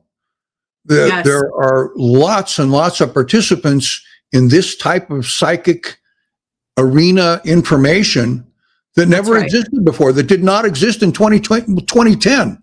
If you're able to go backwards and take account. Yeah. I think the stats on TikTok for hashtag spiritual TikTok is something like 13 billion posts. Wow. it has now, and the millennials and the young people are now like, they're seeing their infrastructures falling apart. They're seeing what it's doing to the elderly, like the boomers who cannot see this, but some can. Some are waiting for this. Then also the Gen Xers that we all signed up to be here and be rock and roll through the whole thing. And then you have your millennials full of love and compassion and trying to figure out how to live in all these worlds. They have to get along with so many generations above them and below them. And, everybody is becoming more aware of each other and more aware of what is happening in the layers behind the layers behind the layers. So if you listen to young people, you go to the TikTok and Instagram and you listen, you'll see that the memes and the comments, people are starting to read past the first blush of what someone's saying. Like, for instance, like the celebrity culture is falling apart right now. That's an infrastructure. So you have like the Blake Lively and the Justin Bardoni thing. And so what's happening there is people are all the public is kind of like seeing past and reading past what Blake Lively and her husband, Jake, or I think it's his name, is doing. Ryan Reynolds, I think is his name. So they're reading past what Blake is doing. They feel her, they see her, they can feel her in the interviews, they can see what's going on. So people are really tapping in to their third eye. They're really going into their deeper consciousness. And at the end of the day, that's where everybody's going. Eventually, it's going to overtake. I agree. And again, speaking of celebrities, I think that a lot of times people now, as they are gaining these new psychic abilities, and they think to themselves, gee, now that I have enhanced understandings and perception, and I'm doing more feeling than I am thinking, does it feel right? We all say that sometimes. And maybe that celebrity that I used to admire, now that I see deeper inside of them, I don't admire them so much anymore. And then there's another celebrity that they're going, now that I'm looking into that person, that celebrity, I'm seeing wonderful things that I never saw before. And their focus shifts then to watching that celebrity's films rather than another celebrity's films. People are not so willing to be pre-programmed anymore. Like, we came pre-programmed by our parents and grandparents, and people are starting to think for themselves, and we're not buying into the same things anymore, which is really great. What I would like to do in our future episodes is definitely discuss all of these topics. I want to go deeper in the future into more of the skill sets and things that I've learned and how it's played out with clients and how it helps them and what I've taught people about their own abilities. And then as you, Dennis, I definitely want to go into your alien UFO experiences and abductions. We'll get to that. So we have so many exciting shows ahead of us. Absolutely. And I love the fact that you're going into this direction of explaining to people that they really do have these psychic abilities that they may not have recognized, or they maybe didn't even believe in before. It's pointing it out. It's when you point it out to, like when you look at a painting, but then you have an expert painter next to you and they point out some nuances you would have never seen before. That is all I'm doing, is I'm showing people the nuances of their talents and abilities and their skill sets that they have, that they don't realize they have, or don't know how to use it properly. And so I work with the spirit guides one-on-one through resist trance channeling, plus my own development with my own guides on my own by myself. So this is my daily conversation from morning to night, 7 days a week. And this is all I do. And so I fine tune, just like Dennis, I could assure you from the moment we first met, you and I, in 2010, you knew me right before and right after. And you didn't really get to know me very much beforehand. But I wanted to tell you, since the amount of years that you've spent knowing me, I bet you could attest how much I've changed. Oh, absolutely. Yeah. Absolutely. Major transformation. Yeah. And I think that it's important to emphasize too, when we talk about, we'll use the term alien upgrades because it's appropriate in what we're talking about here, that they're always very benevolent and loving upgrades. Yes. Their intentions to help us is to escalate and elevate in loving and benevolent ways the group consciousness of humanity. on this planet so that we can rise to the occasion and have what normally people, oh, that's just fantasy, a peace on the entire planet, you know, and everybody gets along. And oh, that'll never happen because look what's happening right now. And they're in disbelief. And so I really love the direction that this is taking, because I know that this is a part of your mission, is we always want to be encouraging and inspiring to people to look within themselves, do a little research, or maybe even a lot of research in something that triggers you in a good way. Right. You know, usually triggering is used, unfortunately, in a negative way. Oh, that's going to trigger him, or that's going to trigger her. Right. Well, there are warm and loving triggers as well. Yeah. And those are the ones I think that we want to encourage people to seek out within themselves. And then they're going to be, if they have the incentive to do this, they're going to be more helpful and loving with their family members, with their friends, with their with the people that they work with. Yes. Yeah. You'll be more conscious and aware of each other, what they're going through. You'll have more compassion for yourself and for others. And it takes just one person at a time. And so, yes, things are falling apart and cracking and falling through they're sifting through the cracks. Like you're seeing the debris falling through the cracks. Yes. But then there's also what's rising, and people don't pay attention to what's rising. So we're here in our channel, and we're here in our work to show you what is rising through this rubble. And that's what people need to pay attention to. Yep. But I really appreciate, Dennis. Thank you so much. Oh, my pleasure. We always have so much fun. I love every minute of it. And hopefully everyone that's out there, hopefully we've inspired you somehow to look inside of yourself and say, okay, maybe I do have some of these abilities that Oriah is addressing here, and that she received in her upgrade. And maybe I can make a request to my spirit guides. I know, right? Absolutely. Yeah. And never be shy about doing that, folks. That's right. But never be afraid to ask. That's a good one. It's true that you should ask. You should ask at least. Be ready for it, but well, you know, if it's in your soul path and your soul contract, and that's what your guides have agreed to with you, and it's all green lights, it'll happen. Yes. Take off and run with it. Thank you so much for your time, and we'll see you next time. Bye, everybody. Right. See you next time. Bye-bye, everyone.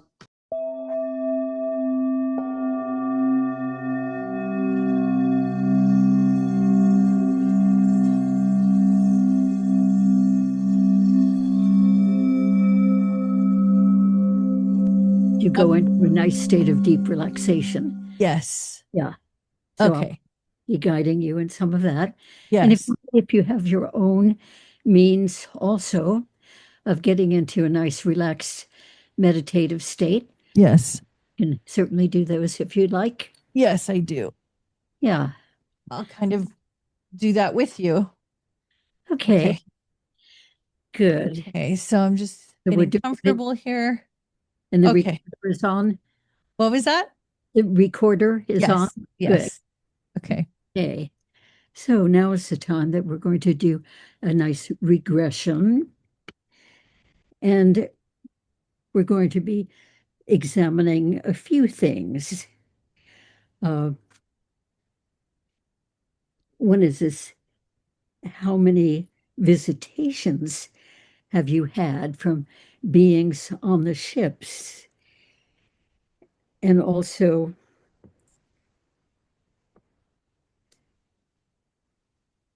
we're going to go to your experience of being upgraded. So we're beginning with knowing how many visitations you've had on the ships. And in order for that to come to you, it may very well be that you experience one experience on the ships. And from that, or during that part of it, you might very well be aware of other visits that you've had with the beings on the ships. So in order to do that now, you're going into a nice state of deep relaxation. So you're settled comfortably now, with your head supported, your neck supported, and your entire body supported all the way down through. What to know about that you have been wondering about. And we're going to be going to one of your experiences on the ships with the other beings to know what that was like for you and the sort of thing that happened for you with the other beings. I just see color, yellow color. Okay. There's a lot of gold and yellows and a very intense feeling that I don't know if I am myself an alien like you have discussed, or if I'm witnessing or in the presence of. There's gold and yellow moving in the air. That's all I can see. Okay. Well, as this is going on, are you seeing anything else in that yellow gold color? I just feel, my eyes can't see, but I can feel beings and essences around me. You feel beings. Okay. I feel very, very, I don't know if the word is advanced. I don't know if that's because in their technology, there's no linear structures and such things like advancement. They don't speak in those terms. So Right. it's not really advanced, but it's just, it's another form of intelligence that we're not familiar with. Oh, all right. Uh-huh. And does it seem like that's right there with you now? I still don't understand if I am feeling one of them, I am one of them feeling myself, or am I feeling them around me? I can't see anything. I can only just feel. This is a very, I guess the closest words to describe it is like powerful. It's a very powerful feeling. Uh-huh. Okay. And you can just notice as we continue on with this, just sort of notice if it seems like you are one of them. I am leaning towards that I am, because I can't find any familiar. Maybe I'm one and the same with Oriah. Maybe there's two of us here, because I sense both entities as one. Okay, so stay with that awareness and just see what else comes with that. It's just I'm starting to see very vague tunnel. It's like a dark tunnel, but it's not. It's like a shadow. It's very light and very amorphous. It's like it's almost as if maybe I'm awakening inside of something. Awakening what? Like I'm trying to see, but I'm not seeing yet. My eyes are trying to adjust. Okay, you still see a lot of the yellow and the gold. That's faded into more white and shadow. Okay.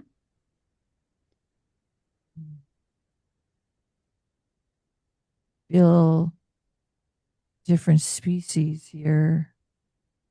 Like I feel like the reptilian species is here. And I can't see them, but I can feel their energy. Oh, okay.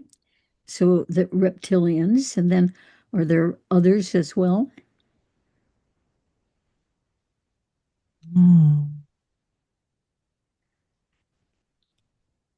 Insectoids, like praying Okay. mantis style, but not quite praying mantis.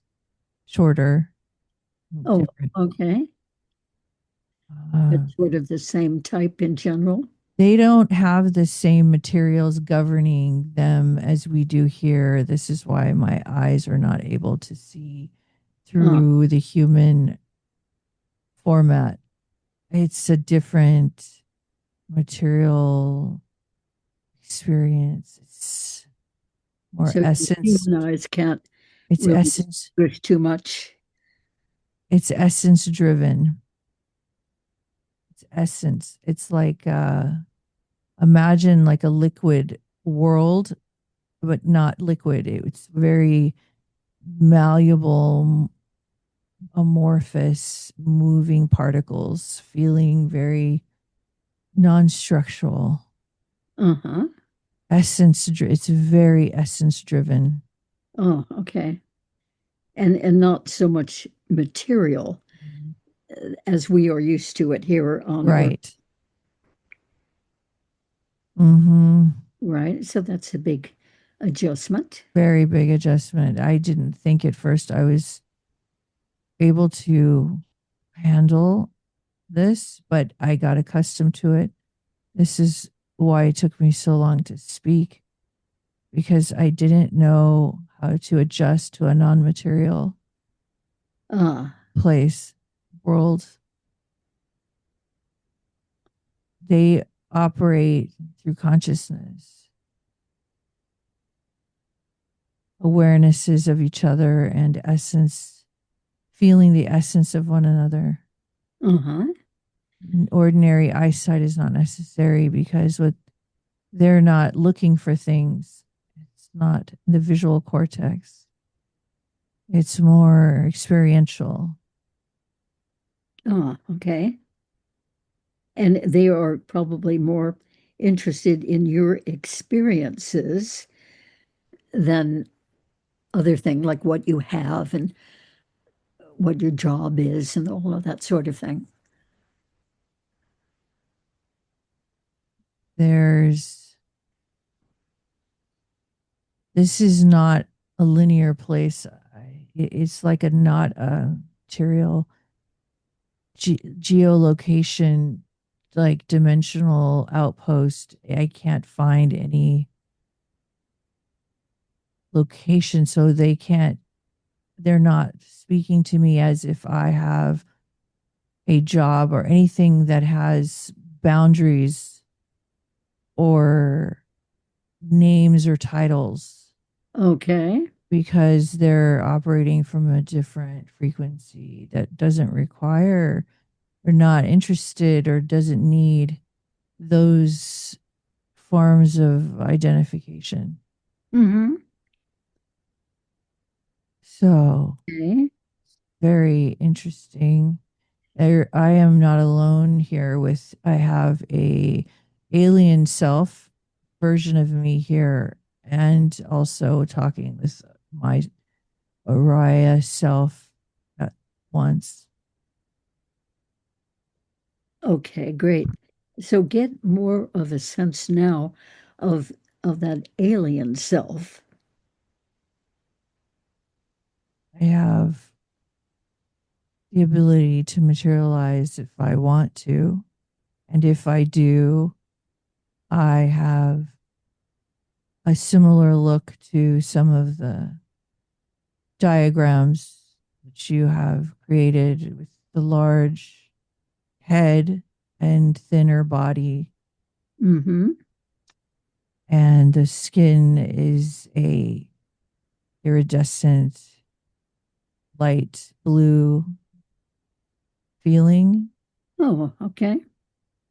with other little variations. Mm-hmm. And And it seemed to be a name for your group that we hear sometimes on Earth. Arcturian. Arcturian. Okay, very good. Okay, so let yourself really see what it's like for you, with right exactly where you are with the other beings. Just let yourself notice how you can communicate together and whether you are doing anything together in one way or the other.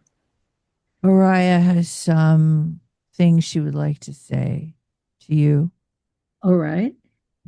I have never seen or been in this dimension before, and all the quote unquote human trappings and mental, linguistical type of mechanics are not here. So their interests are not the same. No. It's very, very fascinating. So they are aware of me, but not as a being. They're aware of me as a ladybug is aware of a tree.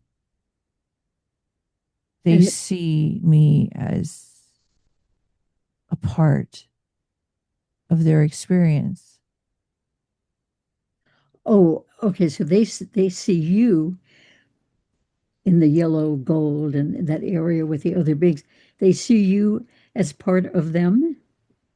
Yes, it's like I'm not anything unusual to look at. More like their interests are not in my identification and my experience of my identification of a self called Oriah or any other selves. Their interest seems to lie in the collective experience of an awareness. It's an awareness of creation itself. Oh, So it's not isolated into one thing or another. It's more a universal feeling. okay. I don't know as Oriah how to be in this experience because I've never been with something so informal to the human experience. It's like they're not aware in the way that like I'm a special thing because I'm human here. Oh, It's more like they just know there's just oneness. oh, I see. Uh-huh. They're It's not making a big deal about the fact that you've come for this experience from Earth. exactly. Mm-hmm. hmm It's a very unusual feeling for me to experience this. Yeah. Even with all of my communication with the guides, I've never felt this level of certainty about the oneness of humanity, like creation itself. I was Uh-huh. going to say humanity, but they don't have a human experience. So it's No. more like creation itself. Wow. Yeah. Interestingly enough, I'm finding that since I have very little to reference here, I don't know how long I could stay because I have limitations in how I expect to be seen. To be seen when you're back on Earth. No, here, Oh, because I expect a certain type of recognition of a self, like I am here separate from another, and they don't see me that way. So I've never encountered beings like this. so instead of seeing you as a separate self, they're seeing you more as one of them, Yes. even though they have brought you, or in some way you got there from your life on Earth. But it sounds like they're very much regarding you as one of them. Yes. So there's no, you are a separate entity from me, or you are a separate entity unto yourself. Uh-huh. They're not seeing me like that. So there's no me to see. There's just the collective. Oh, okay. I've always wanted to see this and experience it. And once I'm here now, it is the most unusual feeling. Hmm. I see how clearly we are, as a human species here on Earth, very consumed with identification. Yes, that's really true, isn't it? Mm-hmm. Wow. And individual identification. It's a very strong, strong pull for us to desire separation and identification from one another, so we understand ourselves better, and it does not exist here. All right. So it's much more of a collective being together, or a collective consciousness Yes. that they have. Yes, because I can't even see physical outlines necessarily of any actual beings, but I could, in my ethereal self, my ethereal psychic being self, can feel outlines of energy bodies standing around, Uh-huh. talking or being with each other. There's no verbal communication. It's a collective communication. So you can see the outlines of the beings, but it's not like Mm, seeing a full physical being. mm, There. mhm. So would you say that these beings whom you're with right now are other dimensional? Absolutely. Hmm. I don't even know if they're in the physical light being selves like the ones you see in the ships. I don't think this is that level. They're at a different frequency where they don't require material, uh, material anything to quote unquote travel. And they don't need to travel because there is no time and space. Oh, So okay. they are just existing where their consciousness like wants to feel, they experience. Oh, okay. Now, Mm. see if you can get a sense of why you are with them right now in this other dimension, shall we say? Mm. I am a part of this collective. You're a part of what? I am a part of this collective. Uh-huh. I bring, there's a sense of joy around me. I sense that they feel I bring a sense of joy. Uh-huh. Like I bring trinkets from my travels, and they enjoy the the the tinkling of the trinkets that I bring, like a fun adventure. I bring information from other lands. Okay, and is some of that being brought from Earth? Yes, it's my human experience. Uh, And then I share. uh-huh.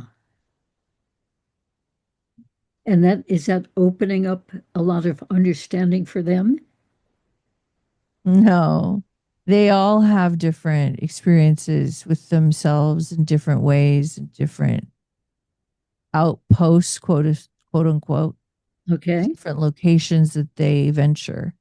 And each being has their own agenda, I guess, of what they want to experience. And then when we return, there's a sharing of ideas, of it's a very jovial experience. It feels very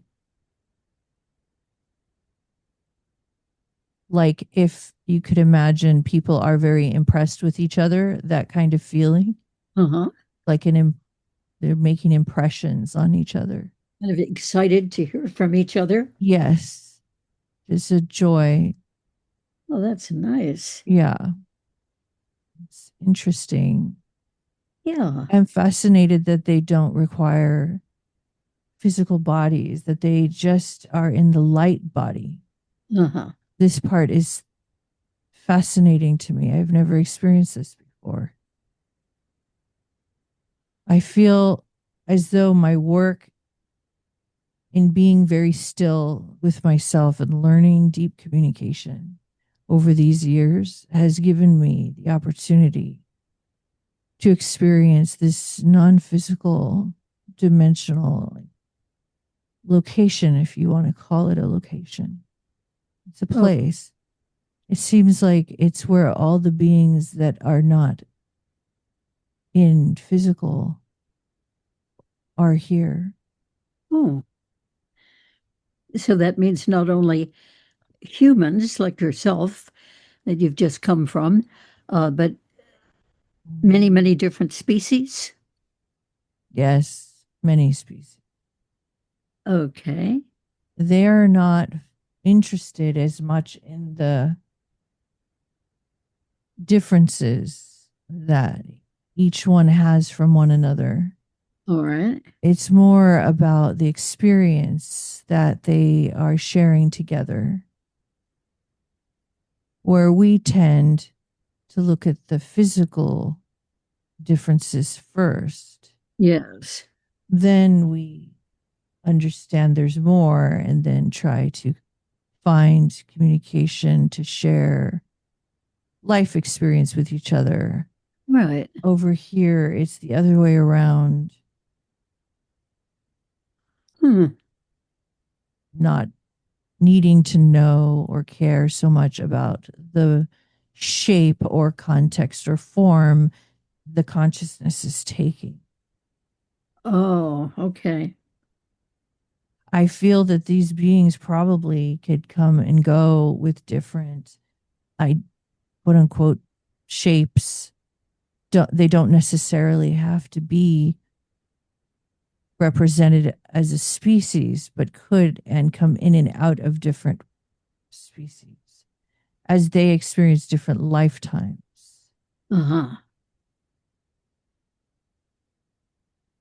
Yeah, enjoying the fascination between each one. So does it seem to you that in different incarnations, they might be different kinds of beings? These incarnations, they have different view of this. It's not so much incarnations, it's more a continuation. They see it as a continuation of changes in frequencies, like measures moving on a musical, like written music, the different wave patterns. Okay. It's like they see life goes like this. Ah. It's an experience of revolving lives, different experiences revolving one after another. I see.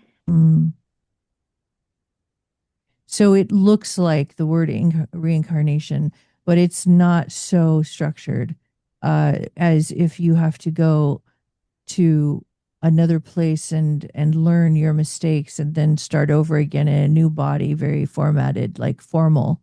it doesn't feel this way here. No, and of course, without the physical body, that makes much more sense that it's that way for them. Well, they can incarnate into, if that's the word I can use, into a physical body for a time if they choose, like you call the walk-ins. They could do that anytime they want and then come out.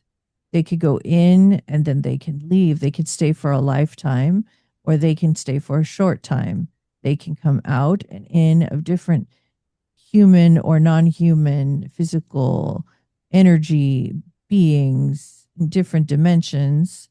And it's like this is their form of joy. Huh. You mean going in and out of those different ways, different, like human bodies sometimes, maybe others at other times. That's joyful for them. It brings great joy. There's a joyful experience of sharing and caring for each other this way. They can be more a part of societies that they choose, and then they can leave when they have made an impact if they wanted to, or an experience they wanted to have, and then leave again and go somewhere else if they choose, or stay in the non-physical. They don't have to be physical. So all that you're saying right now applies to you. Yes. Well, so that correct. You can choose whatever form you want. And like right now, you're more in the form or lack of physical form that they are. And does that feel joyful? Yes. It's equivalent feeling like, I guess you would call it the unicorn effect that you say here, a unicorn experience. It's quite phenomenal and very like supernatural experience, like non-human, but human. It's very beautiful. Oh, wonderful. And do you have the sense that not only are you there with this lack of the human physical form right now, but do you have a sense that you have been here before? Is there any sense of familiarity about all this? Yes, I have been here many times, and I come in and out of different formats of myself as well.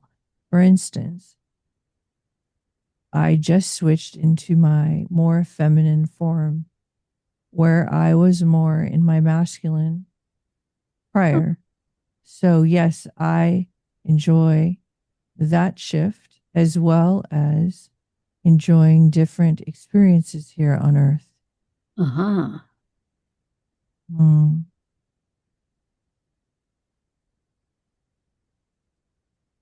And was that very deliberate that you chose to come in a female form to experience that aspect of things? In this moment, when I switched to the female, at the moment, I didn't understand why or need to understand because I'm fluid. So it just moves that way. And I just enjoy like working with the right hand and then you switch to the left hand. So it's like this. So I move between the masculine and feminine energies the same way. Okay, so they're both very much part of you. Interchangeable. As a female, you are more inclined to and choose to work with that female energy.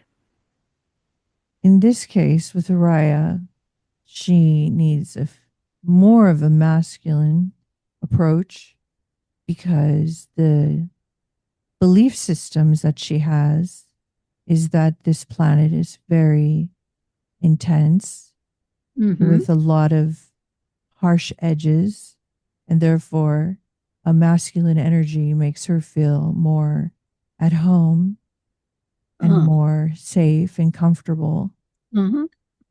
At times, I do switch into feminine for her to have a break so she could rest. And in her resting times And her peaceful moments, I am usually there. And when you say, I am there, what do you mean by that? I am a part of the collective. Mm-hmm.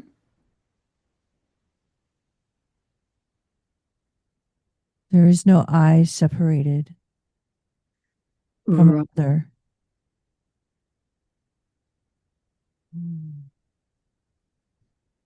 And so does it seem like you have a group mind? I mean, where one of you thinks of something and the rest of you know that? We base our interest is primarily on experiences, not mental calibrations of any kind. Hmm. So if we have an experience and another would like to participate, they Hmm. can feel that experience with me. And likewise, or in groups, it is like, I guess you would call it tapping in to each other, Uh-huh.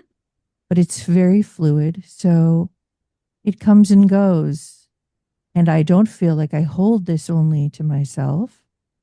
My experience is a part of a bigger creation. Hmm. So it is a part of the group experience. And does that include your experience when you're on Earth as Oriah? Yes. I feel, for example, she would be a representation of, let's say, the pinky, and I am in the pinky finger, but there Mhm. is all these other fingers on the hands and different beings All right. that exist in different ways, but we're all a part of the same organism. Okay. Mm. And you all learned from each other.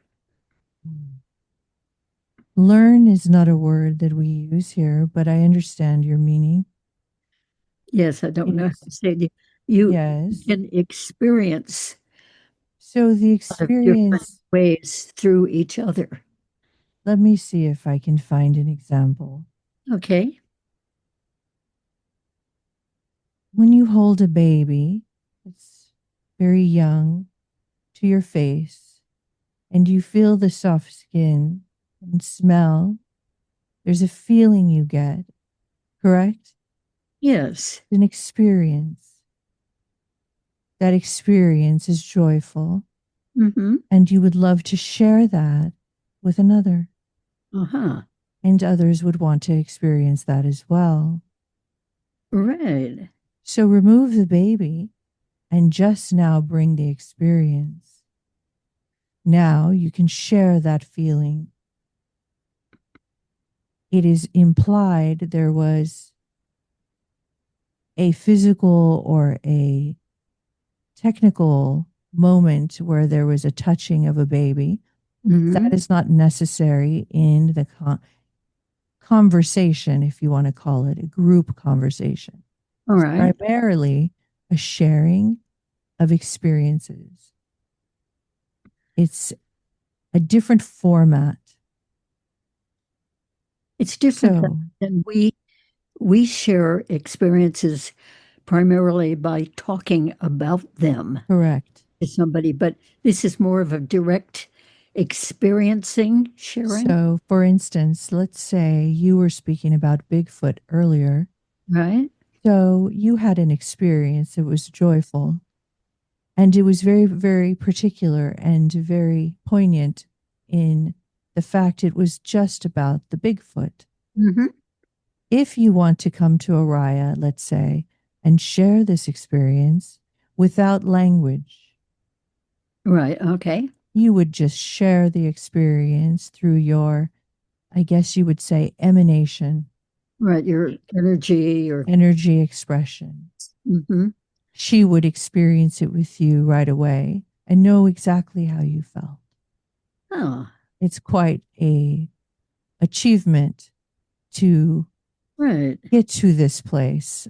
It is a beautiful understanding of the self as one. Yeah. Which we do not have on Earth. Mm-hmm.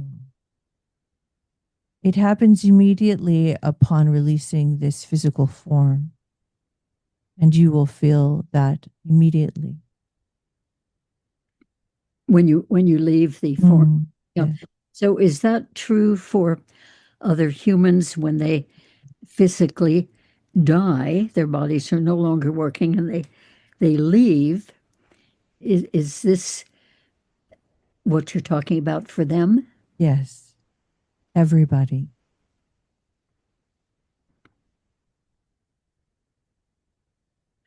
Yeah, so there's definitely no loss of consciousness, and the identity of that individual who died, as we call it, it's not quite so individually focused anymore without the physical body. Correct. So imagine you leave your human form and you are now, quote unquote, on the other side.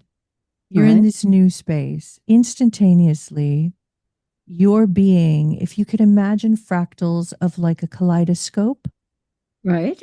those are your identities and different lives you've experienced as a soul. So you have those experiences all existing, and they're all experiencing as well. And you get to feel all of it. You feel the totality of your massiveness. So right now is just the one identity, just only solo as yourself, Barbara. Yeah. Then when you release the body, you experience all your multidimensional selves and identities at once. And this is quite a elaborate and exciting feeling for the soul to reunite with all the selves that you have experienced and are experiencing ongoing. After you leave this incarnation as Barbara, there's others that are existing simultaneously currently that will continue to go on. Other incarnations of Barbara that are happening elsewhere. That and other incarnations as those that are not Barbara. Oh.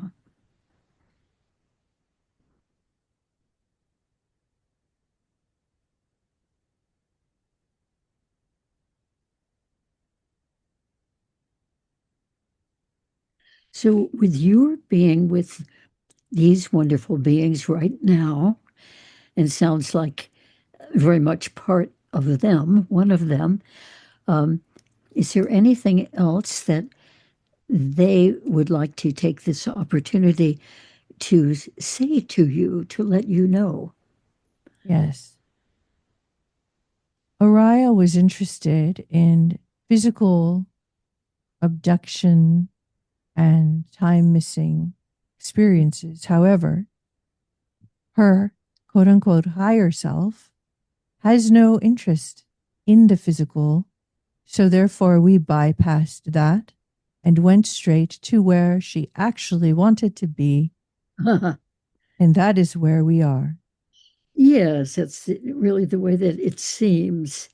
And with that, I feel she is complete. She does not feel she has to locate a physical experience at this point.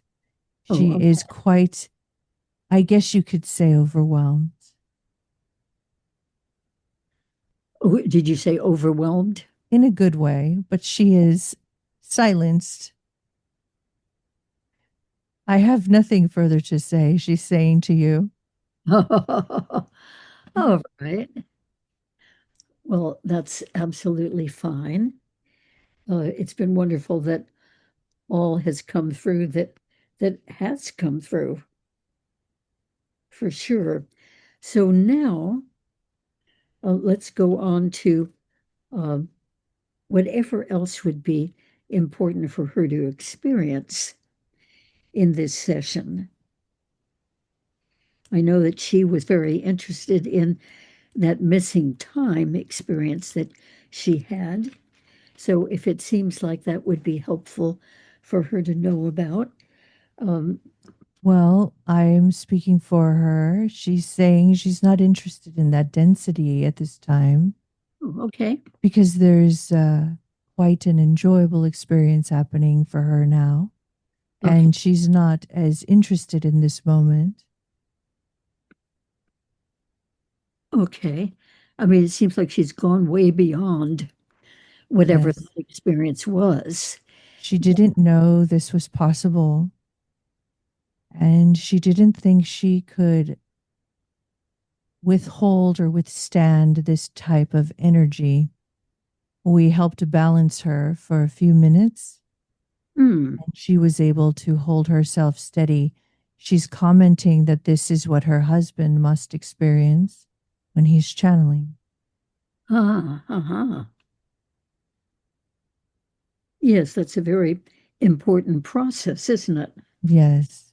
Be open to receiving accurately the information from others, and yet, remain balanced right here, Mm-hmm. the physical form. Yes. Yes.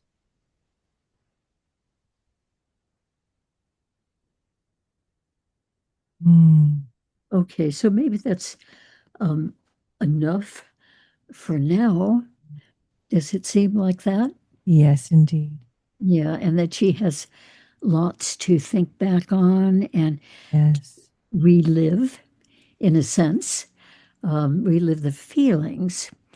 So let's just take a few more moments right now for her to just savor the whole sense of awareness and feeling, vibration, everything in the yellow and gold colors with the other beings being there, not distinguished by bodies, but nevertheless there.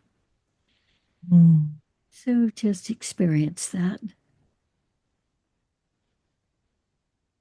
so that you can bring it back to think about and ponder over, absorb into your beingness here on earth.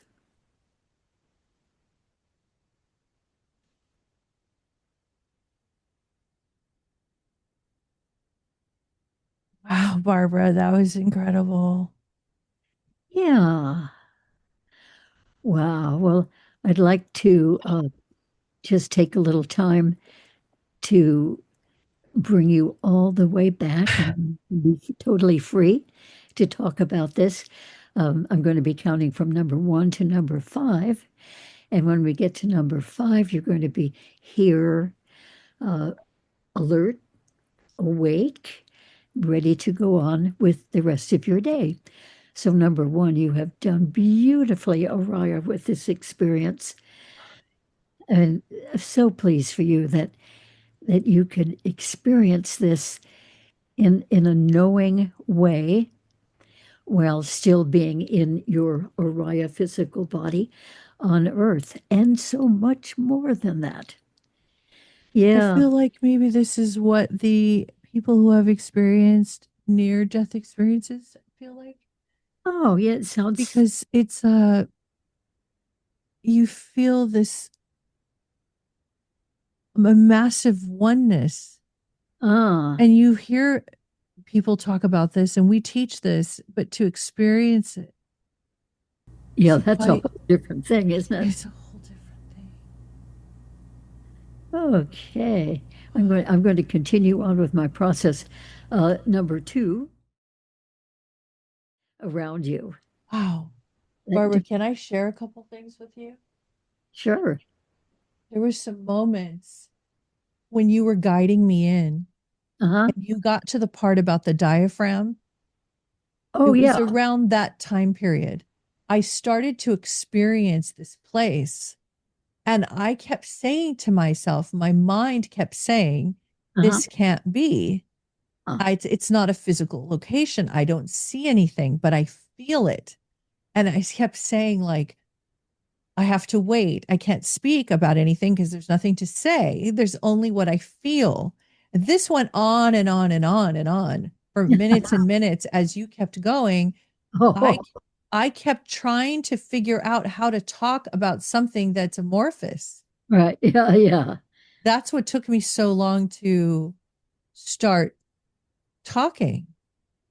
And I was intimidated at first because Sure.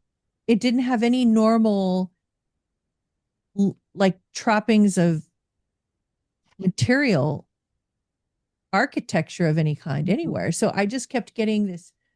I kept, at first I thought I didn't belong there. Then I felt that I don't know how to handle this vibration. Like I didn't understand it. And it was so powerful. So then I didn't think I thought maybe I would disintegrate or something. Like I couldn't handle, like hold this feeling. And they kept working with me and helping me to acclimate. And Oh, that's when I was able to, it seemed like it was a version of my alien self connected to my physical Oriah self. My, mm-hmm. my energy body, my personality essence was connecting together with this other being. And we were in the same inhabiting the same body, speaking Oh, on both sides, like even over on that side, whatever that was, I was there as her, him first, then her, yeah. and me. Oh, an amazing experience. Oh, my crown chakra is bursting. It's like this heavy Whoa. feeling. Wow. Barbara, you're incredible to walk me through that. I have never, ever, ever gone that deep. Ah, well, how wonderful that that is a whole new thing. And to me, that really, really makes sense because I know that we are so much more than what we are aware of, those of us who are living as humans on Earth. And I think what a great privilege for you to get to know some other aspects of you. Yeah. I had no idea I was Arcturian. Ah, That's interesting. I thought I was Palladian. So it was interesting that Arcturian came through. So uh, that tells you, from what I understand, you can come in and out of different species. yeah, yeah, So that was interesting. yeah. I'm certainly aware that from lifetime to lifetime, we can be different kinds of beings on different planets. Mhm. I mean, we've all probably had terms of being Pleiadians and Arcturians and reptilians and mantis beings and gray beings and tall white beings and all kinds um, without even knowing it. I mean, from my perspective now, with what I have been learning, all of that, which I just said, is perfectly natural that the soul can choose to incarnate in very different realms, physical realms or non-physical realms, um, and kind of like experience it all. I think, though, that when we choose to come into a physical incarnation, just like all the other past lives and so forth, and the life in the soul realm that we have left, we don't remember. You know, we start out new, like a blank slate, Right. with much more than that. But what we experience is being new here and more of a blank slate and learning from whatever our parents teach us or our relationships with other people, including other kids. Mhm. And then in there somewhere is this multi-dimensional person that is us.